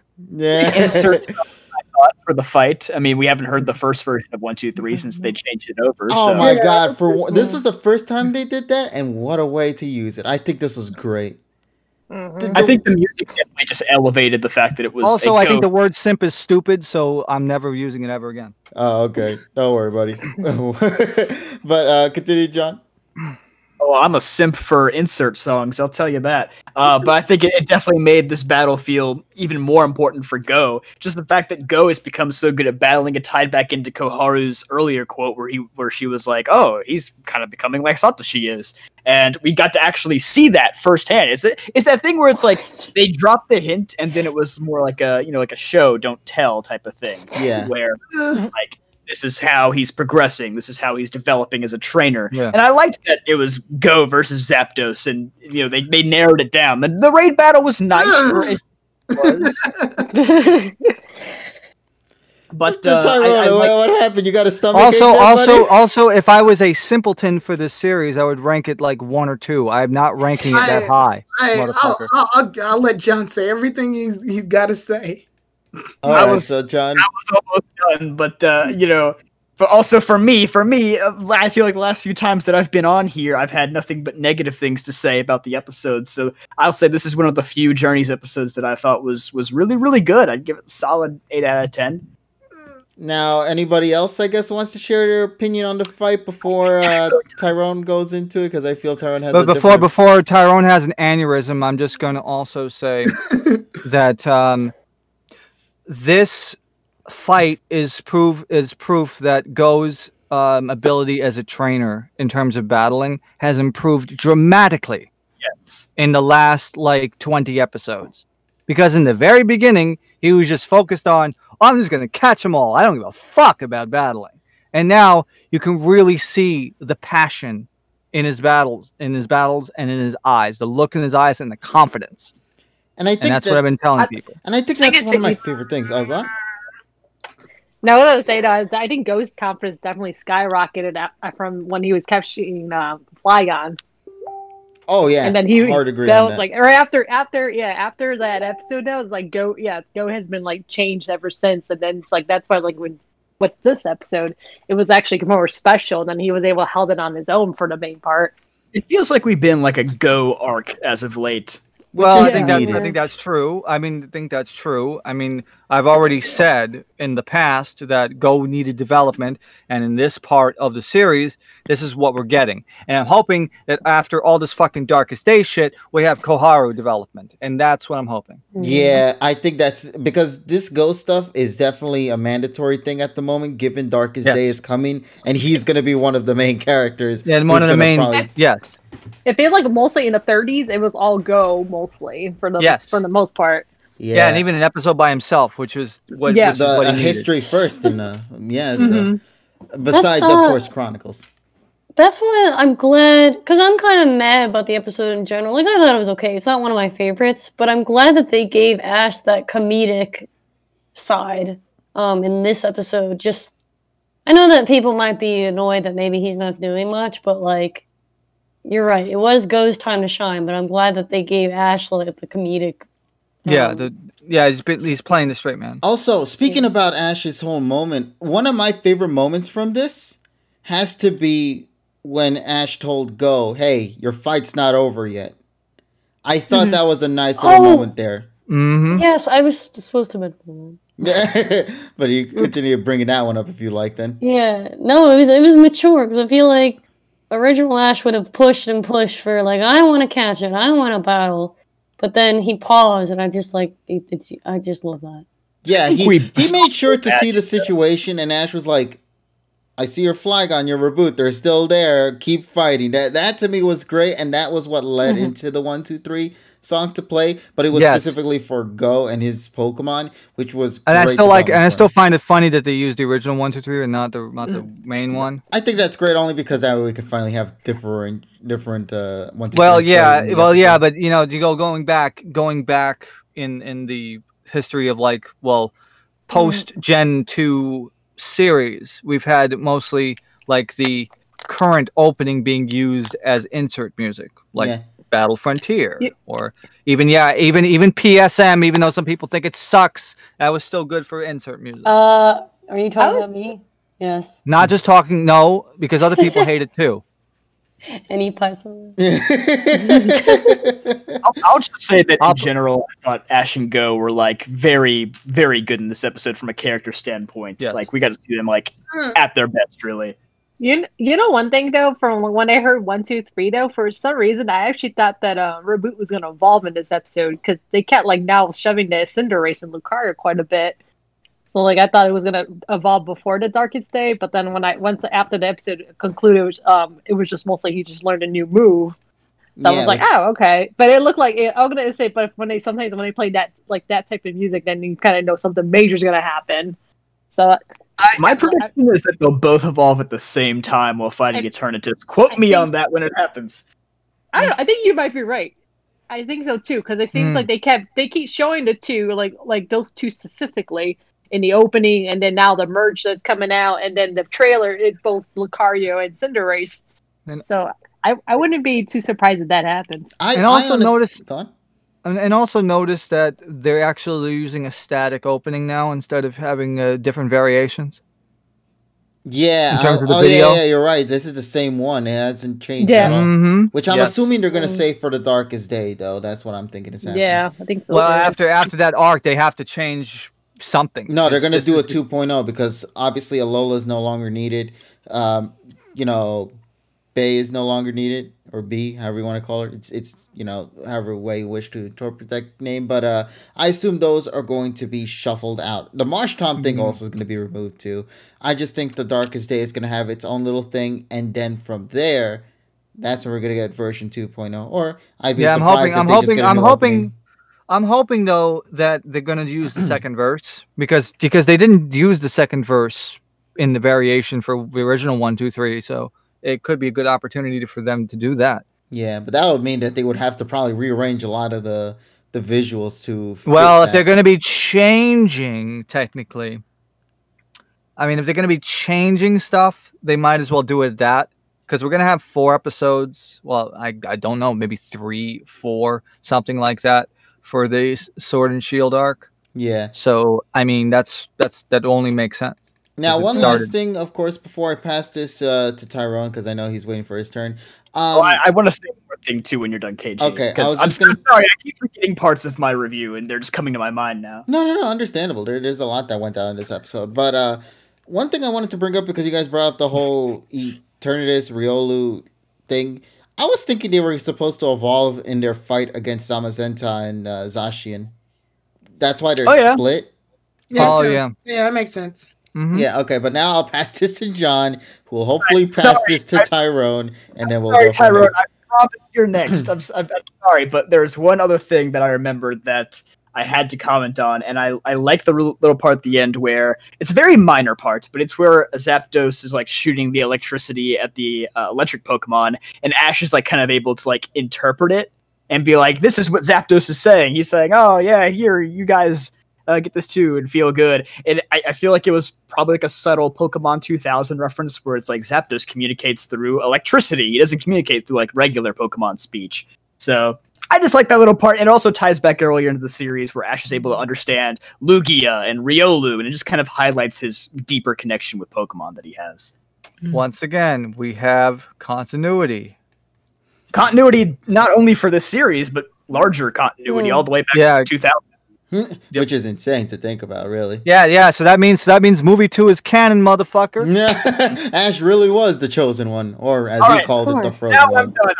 I'm done thinking of things. Tyrone, go ahead. Okay. I'm gonna take the fucking onions off the fucking stove. Go. Jesus Christ. Next. So okay, I already made my comment about Team Rocket. Now I'm curious about your Zapdos. Yeah. Now the Zapdos fight. Let's talk about it because Zapdos has gotten his ass kicked a lot in Pokemon anime, as I've made joking tweets about. To me, I noticed that when Go battles, I'm starting to see the pattern in his development. When they're like, this is very Go focused, which it is. A lot of these episodes have been Go heavy, which is fine. Here's my thing, though. I'm noticing that the pattern is dial down the other characters so that Go can fucking have an opportunity. Because in most of these fights, guess who's unavailable to be in the fight? Ash.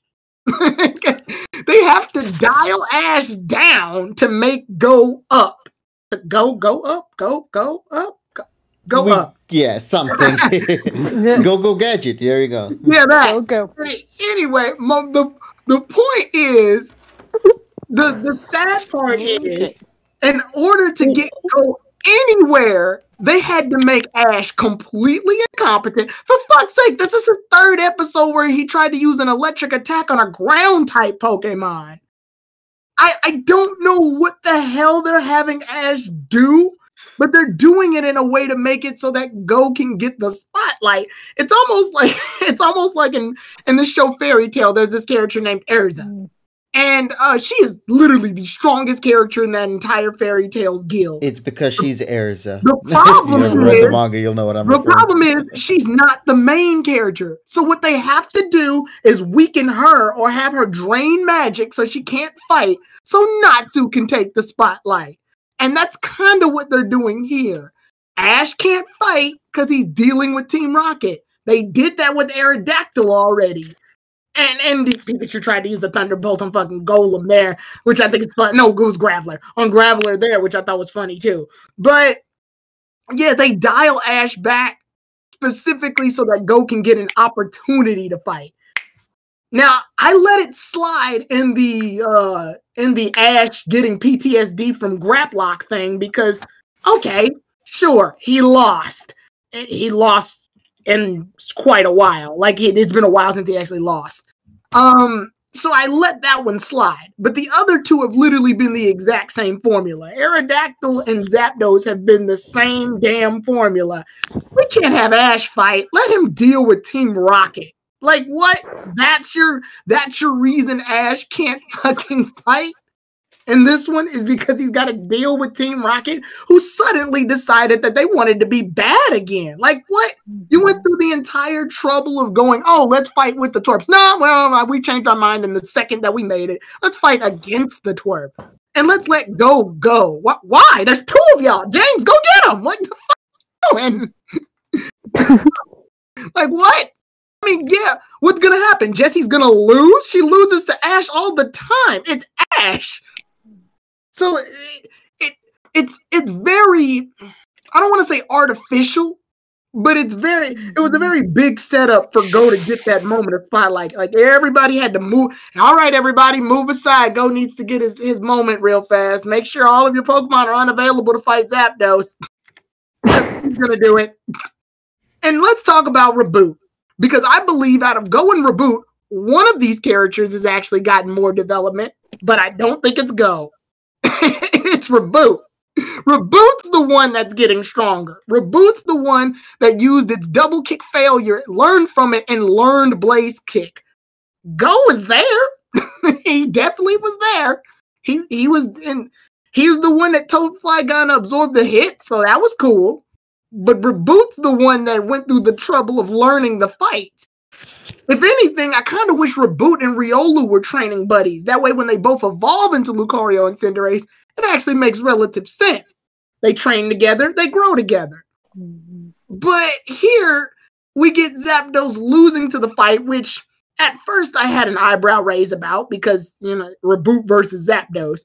But then I thought about it. Zapdos was already low on energy when he got to the power plant. He was giving out energy to Pokemon when he got there, and he fought Team Rocket, Ash, and Go at once. So I let that one slide. A weakened Zapdos fighting Reboot that just learned Blaze Kick and is cushioned by Flygon is something I can let go. My problem here is mainly just the move aside Ash and others.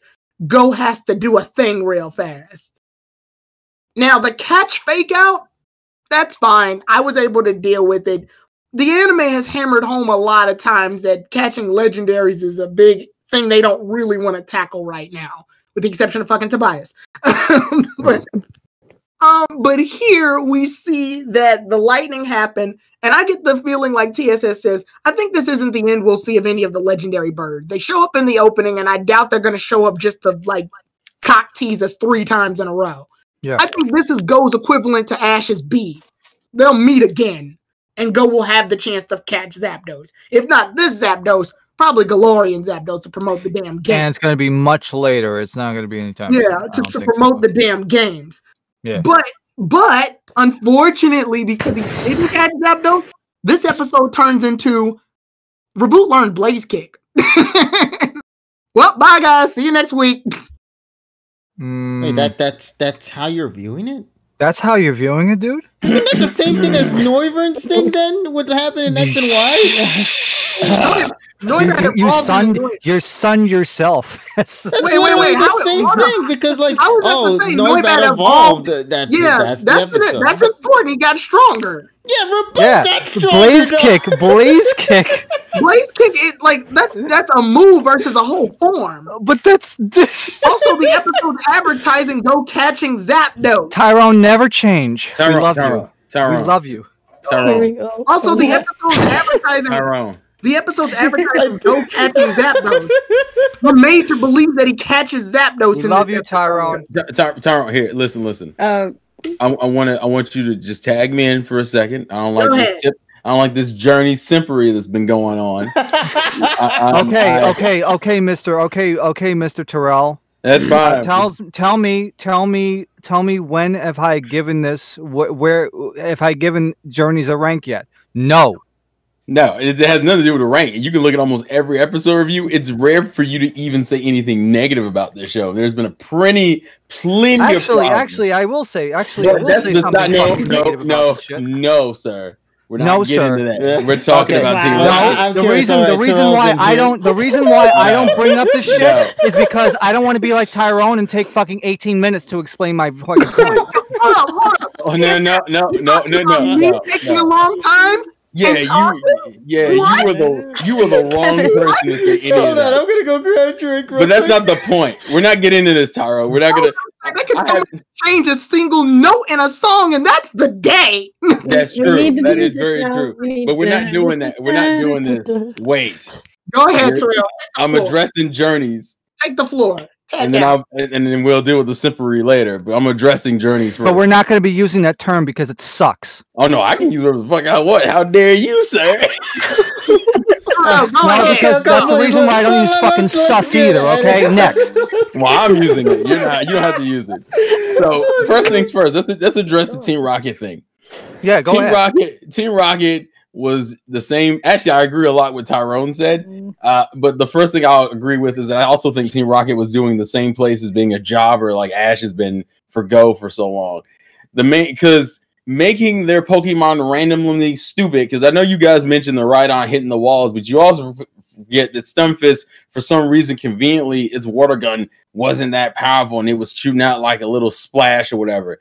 This is, we need a convenient reasoning for giving them strong Pokemon for them to have to team up, because realistically, they wouldn't have to do that. Now, listen, I don't have an issue with them teaming up. I wish that was the main focus of the fucking episode instead of what we ended up getting. And what did we end up? But no, we had to make them dumb to justify them teaming up when you could have just gave them weaker mons to compensate for it, so it wouldn't seem so contrived to do so. But that's what we ended up getting. I actually like the raid battle with Team Rocket. I like the cool, stun Pikachu riding on stuff. All that shit was fine. The moment we had to do that stupid, we got to split them up because Go needs to have his moment with Zapdos. And I looked at that fight, and when I heard, this is Go's best fight, no, hell no. Hell no. Absolutely not. Never said it. Well, okay, I never said this was Go's best fight anyway. No. He's talking about general consensus. General consensus. Yeah. I don't think this is Go's best fight either. Because the Flygon fight was better just inherently. Yes, I agree with that. And what frustrates me is to sit there and watch this fight where they nerf Flygon for no other reason than, we need to give Reboot a moment. I'm like, what the fuck? Why even have him using him if that's the case? Also, like Pikachu, also Pikachu using fucking Thunderbolt against fucking ground types. Fuck no. Well, that's just that his third time doing it. His third time. Well, yeah, again, that's bad writing. That's a convenient way to make Ash seem stupid, which doesn't make sense considering like right afterwards you see them getting blown away anyway. So but it's actually, but it's actually Rhydon's fault because he horn drilled the fucking place. That's not what happened because they don't show it. They off screen it. They don't show how they get blown away. That was the problem. But use the context clues. But anyway, no, I shouldn't have to use a flying type.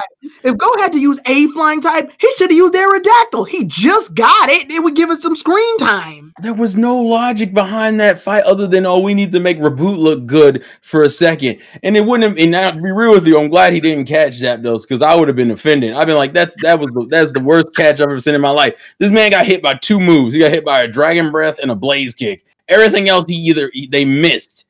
They missed and died. And Flygon wanted to act like he took some damage from when it got grazed by a thunder. Get the fuck out of here. You know this thing's resistant. You know this thing's fucking resistant. Use it. What the fuck is happening right here? There's no point. Terrell, I have a question for you. Reboot's whole the Reboot section is whatever. That's also that 1, 2, 3 was so unjustified completely. Even when you talk about development episodes, you know what? You want to watch? No. I'll give you a key reason why the Flygon fight was better, because Go didn't need Ash to turn around and tell him, "You got this, Go," for him to continue to fight. This man was about to freak out and break down, and Ash had to do the standard, champion master thing and go, "You got this." What happened with the Flygon episode? He did all that shit by himself. That in itself was already like, no, absolutely not. This, and it's not even. Here's the kicker: there are moments in this episode I like, But that fight is 100% not one of them. The way Team Rocket is handled is not it at all. It's so poor writing, and it makes me mad because they were almost there. There's a couple of subtle things. Give an example. I like the moment where where Go like tells him don't lose before he goes up on the elevator, and Ash has like this cool ass smile that goes, as if I would lose. Like, that's hard as fuck to me. Or even the sequence early on in the episode when they're talking to Koharu, and Go has an idea about where Thunder is at, and he's like, it's like a gut feeling, and Koharu goes, a gut feeling, not an analysis. You're sounding more like Ash. That's a cool fucking moment. The fact that Go even knew where to find Thunder in the first place. I was gonna say, yeah, let me tag back in on this one because that's the part of Go that I feel was good. Exactly. I liked when Go was analyzing what came first, the Pokemon or the egg thing. I like that because it shows what I wanted Go's character to be kind of from the start anyway, where he's more analytical. And he's using he's using a thought process rather than Ash's gut instinct. So I like that. But then that means, and he was able to figure out that puzzle. He figured out that puzzle where like Zapdos was at. Well, no, but the idea of I like the whole gut feeling moment where it implied that he's been taking cues from Ash. Yeah. Like he's building. You can have two traits mixed into one. He grew a hypothesis due to his analytical nature, but he used a gut feeling because it's just literally what Go thought of was just a thought. It wasn't confirmed. It wasn't proven. There's no facts behind it. But the thought was made due to analytical thinking. He looked at the thunderclouds and went, okay, maybe Zapdos doesn't summon the thunderclouds. Maybe the clouds move towards Zapdos. So, this is just a guess, but I'm going to go out and go see where the clouds are coming from. I like that because that is a great way to use Ash's gut feeling traits in combination with Go's thoughts. And they had it makes me mad because you had so much of a better opportunity to have a decent fight and it realistically makes sense instead of this nonsense where we got to use the power of anime logic and have fucking Reboot learn a new move that wouldn't have done enough to justify it. But like I said, since he didn't catch him, I'm kind of like Tyrone in that sense. I let that shit slide because he didn't catch him.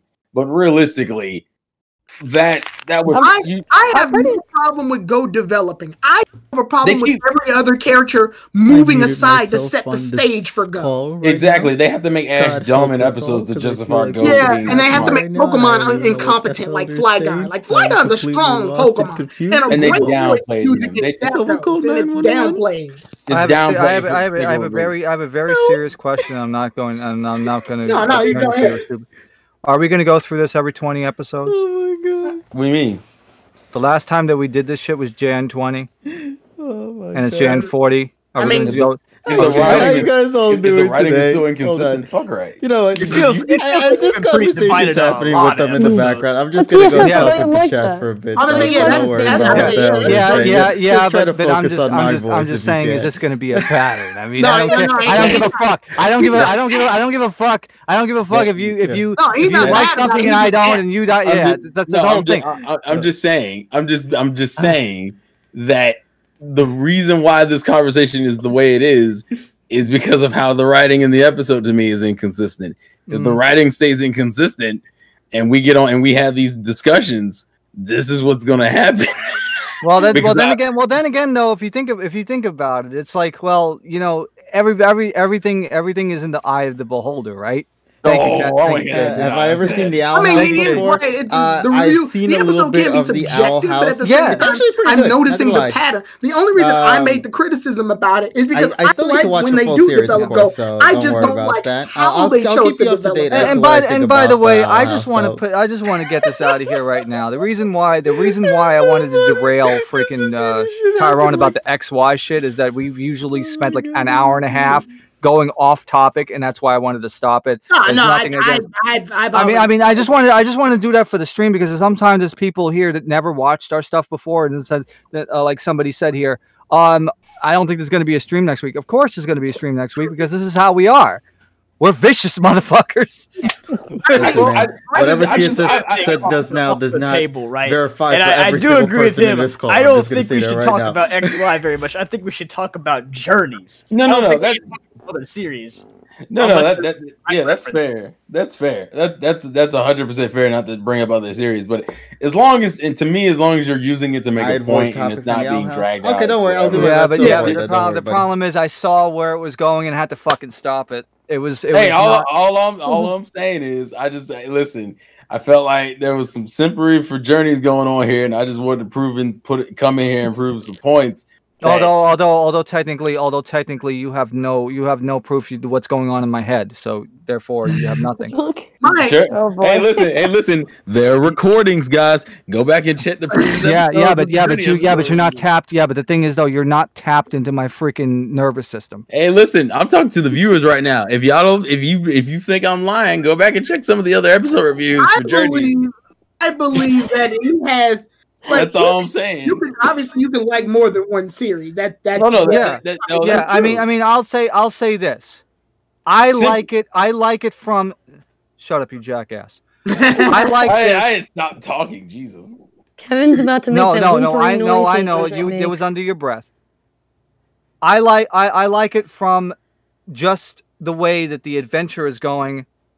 You know, some people will look more deep into it, but it's a fucking kids show. And that's what it is. I am not the person who's gonna fucking say Blaze Kick doesn't fucking matter, and that doesn't, the shit like that. It's not that. I look at it from what if I watch it and I enjoy it, good. Next. My thing is, like I said, my thing is this episode. First of all, like looking at the basis of it all, this episode was presented as like the raid battle against Zapdos. Now, I will admit, part of that is the fault of the trailers. I know we're in the 12 a.m. time, but like the trailers. The trailers wrote a check it couldn't cash. That's the big thing. And we've seen that happen a lot throughout Pokemon history, though. Yeah, and does make this a bad episode? Oh, absolutely not. I like the fact that we're able to use our core cast. We used Ash, we used Go, we used Koharu, and we used Team Rocket. The way they were used was kind of That's the issue. It's not the issue of who was used. It was how they were used. I don't like that Ash has to go to baby mode whenever Go does anything. I don't like the fact that you threw Team Rocket in there as the raid battle was like more as a marketing gimmick than just having that be the episode. And when when Go does do something that seems rather impressive, guess where it's off? Screen. It's off screen. He caught fucking Hitmonchan off screen for Christ's sakes. Yeah, I beat the Karate Master. Well, we didn't get to see it. Can we see it? We don't get to see it though. Why not? But he's such a good battler. Okay, so why is the fight we do get to see the one that I'm the most like what? Well, this doesn't seem fair at all. This seems it seems like you just gave him a W. The only thing you had the decency to do was not let him catch Zapdos, but everything else you played the fucking theme for him. And the fight wasn't even good enough for the theme. That's what pisses me off. I'm scared. I do like that he used the Draco Meteor jump. I thought that. No. That's fine. I'm not saying the entire fight was trash. But I'm saying he's had better fights. So it irks me when like the fight that I don't think is as good is the one that gets all this like hype behind it with the music and score. I think the Flygon one deserved it because it was so fucking good. That Flygon one, I thought he completely 1, 2, 3 song was not. I could just turn off the desktop audio and just slide the audio, just let it go by and disappear. Yeah. You think I like the whole fucking episode? No. I was just drawing a basis of what we do. What does chat say to that? Or the Chronicles. Those are fun. If I was on fucking Ativan, that would be fun. But that Terrell pretty much summed it up as well too. It's just like you. Hi, chat. How you guys all doing today? Hopefully everybody's doing fantastic. My name is KG Prestige. Welcome everybody to the solo pod for tonight. I hope you guys are doing fantastic. Everybody's having a good old time in the background, just going absolutely nuts. You know, so yeah, simping for Biff and Cassidy, like you mentioned, Polly. Hopefully everyone's having a good morning. I don't listen, man. Obviously, we had our little pre-pod for tonight. You know. Okay, actually, let me just go back. From these broken mons and then have them be stupid for an episode when canonically no other Pokemon they've gotten from the Gacha machine. There you go. Like don't worry. It seemed like it was convenient to justify the team. Except for Scolipede and except for Scolipede and that other bug Pokemon. What episode was that? I don't remember. It was the Heracross episode. What happened was that Scolipede, they had Scolipede and another strong bug Pokemon. But unfortunately, they were so infatuated by the honey, they didn't fight. Yeah, but that's not the same movement. Thank you. We're not here fucking hitting walls for no goddamn reason. We're supposed to play into that now. Thank you, Donnie. I'm just saying personally, right now for all it just felt like you underplayed them for the sake of the team up, and then the team up only lasted for like. Oh my god! It almost felt like it was meant to pad out time. Like if you want to just go to do it, then just And now we're gonna move on to something else. Let's see. The Pokemon Shiritori has a version 3 now. Finally, John picked up on the conversation that's happening. Yes. Thank you, John. You're doing great. Because what they did was they reverted back to the version 1 song, but they have the version 2 visuals at the end. So let's talk about this, Polly and Nessa, because I heard you guys grunt in the background. Yeah. What don't you care for? Like, to me, unfortunately, it's just become the norm. Like, Shiritori is just the song that ends fucking Pokemon journeys now. Why don't you? Do you guys just want like variety, something different? I want Go to have an ending. I mean, I guess it'll probably come later. I don't give a damn. Character endings are good. I like character endings. The Dori for Serena was good. I even liked Bonnie's Puni-chan ending. It's cute. Well, it's interesting because never mind. No, I was wrong. It's kind of fun. Dori is not the first XY ending. No. It's I think the third. X straight Y scenery, which somehow won an award in the Annie-Poke Awards. I kind of like that ending though. Somehow. Eb Omnitrix said he wanted a Lily ending.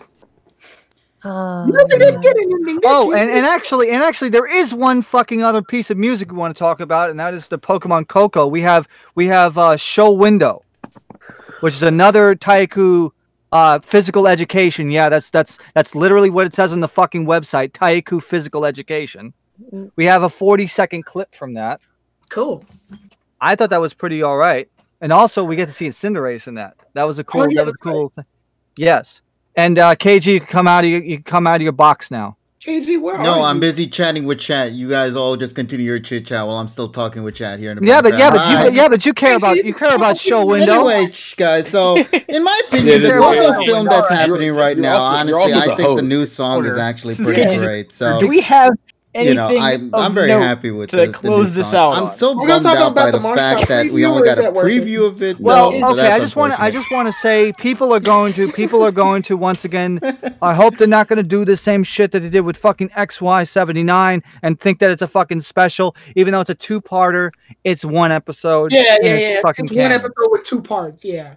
Yes. Tasso, help me out. The funny thing is, you hear Satoshi and Go talking about the first part of the episode. But I'm actually kind of glad they're doing that formula again because they did it before with Magikarp and Slow King. So that's fine. I'm glad they're giving that a crack again. Like, don't bring up an idea and then reel back on it the minute it. Yeah. So I'm glad they're playing with that concept again because, I mean, it's a nice pace breaker before we get to the Darkest Day. So I can live with that. Oh, but the trailer for the Darkest Day that you can't deny that shit looks good though. Oh, that's looking good.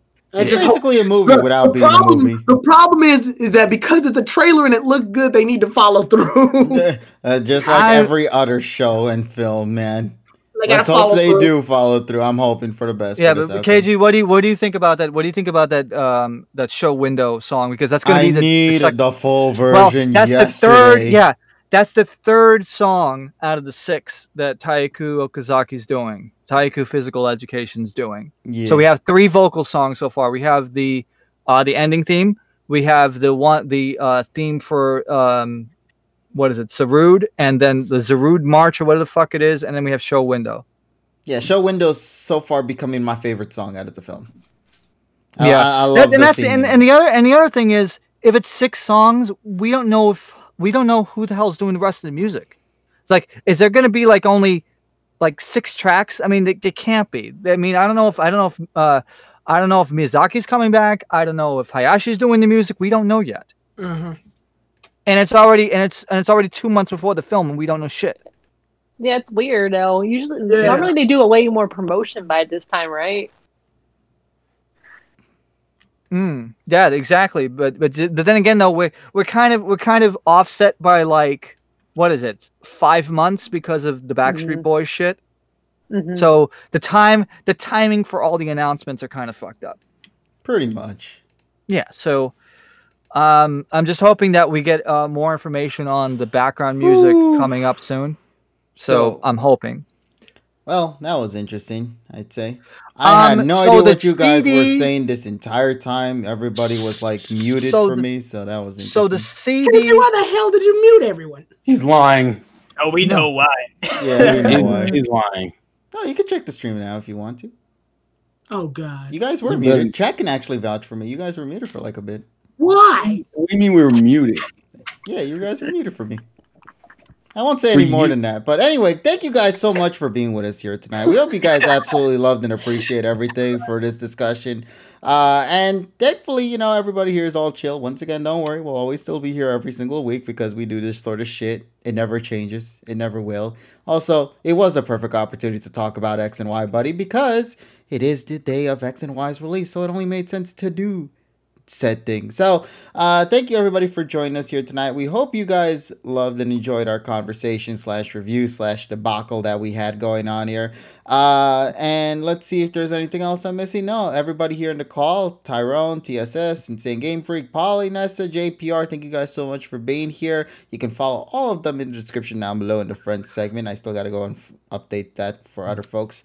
Thank you to the chat as well for just being here throughout the whole way. We actually went a little bit overboard, despite me making the joke about the fact that we probably weren't supposed to go overboard, but here we are 20 minutes later, we're doing that said thing. So it was still all fun and games. So yeah, hope you guys had a fun podcast session for tonight. I think it was a lot of fun. You're just seeing chaos always puts a smile on my face, despite not knowing what the hell was going on. And remember to support the original soundtrack for PM 2019 coming out on November 4th. Because it's actually a real thing. Don't worry. All right, so with that, everybody, thank you guys so much for tuning in. Wash your goddamn hands. And we will continue our discussion next week when the March Time Capture episode for Ash actually happens. I'm telling you guys, Ash's last capture is totally going to be March. We're not doing this. Well, you listen, man, you know more than I do that I would love to see Ash on a Swampert in his team, man. I know you do. And I would love that so fucking much. So fingers crossed. Fingers absolutely crossed for that. But we'll see what happens in just a couple of days. So we'll talk with all of you guys later in whatever video we make. Take care, everybody. And as always, have yourself an awesome day. Bye, everyone. And I'm giving everybody's hand sanitizer. Now I got to try to figure out how to explain to everybody here what happened. All right, bye. Oh, my God. Chat, am I muted?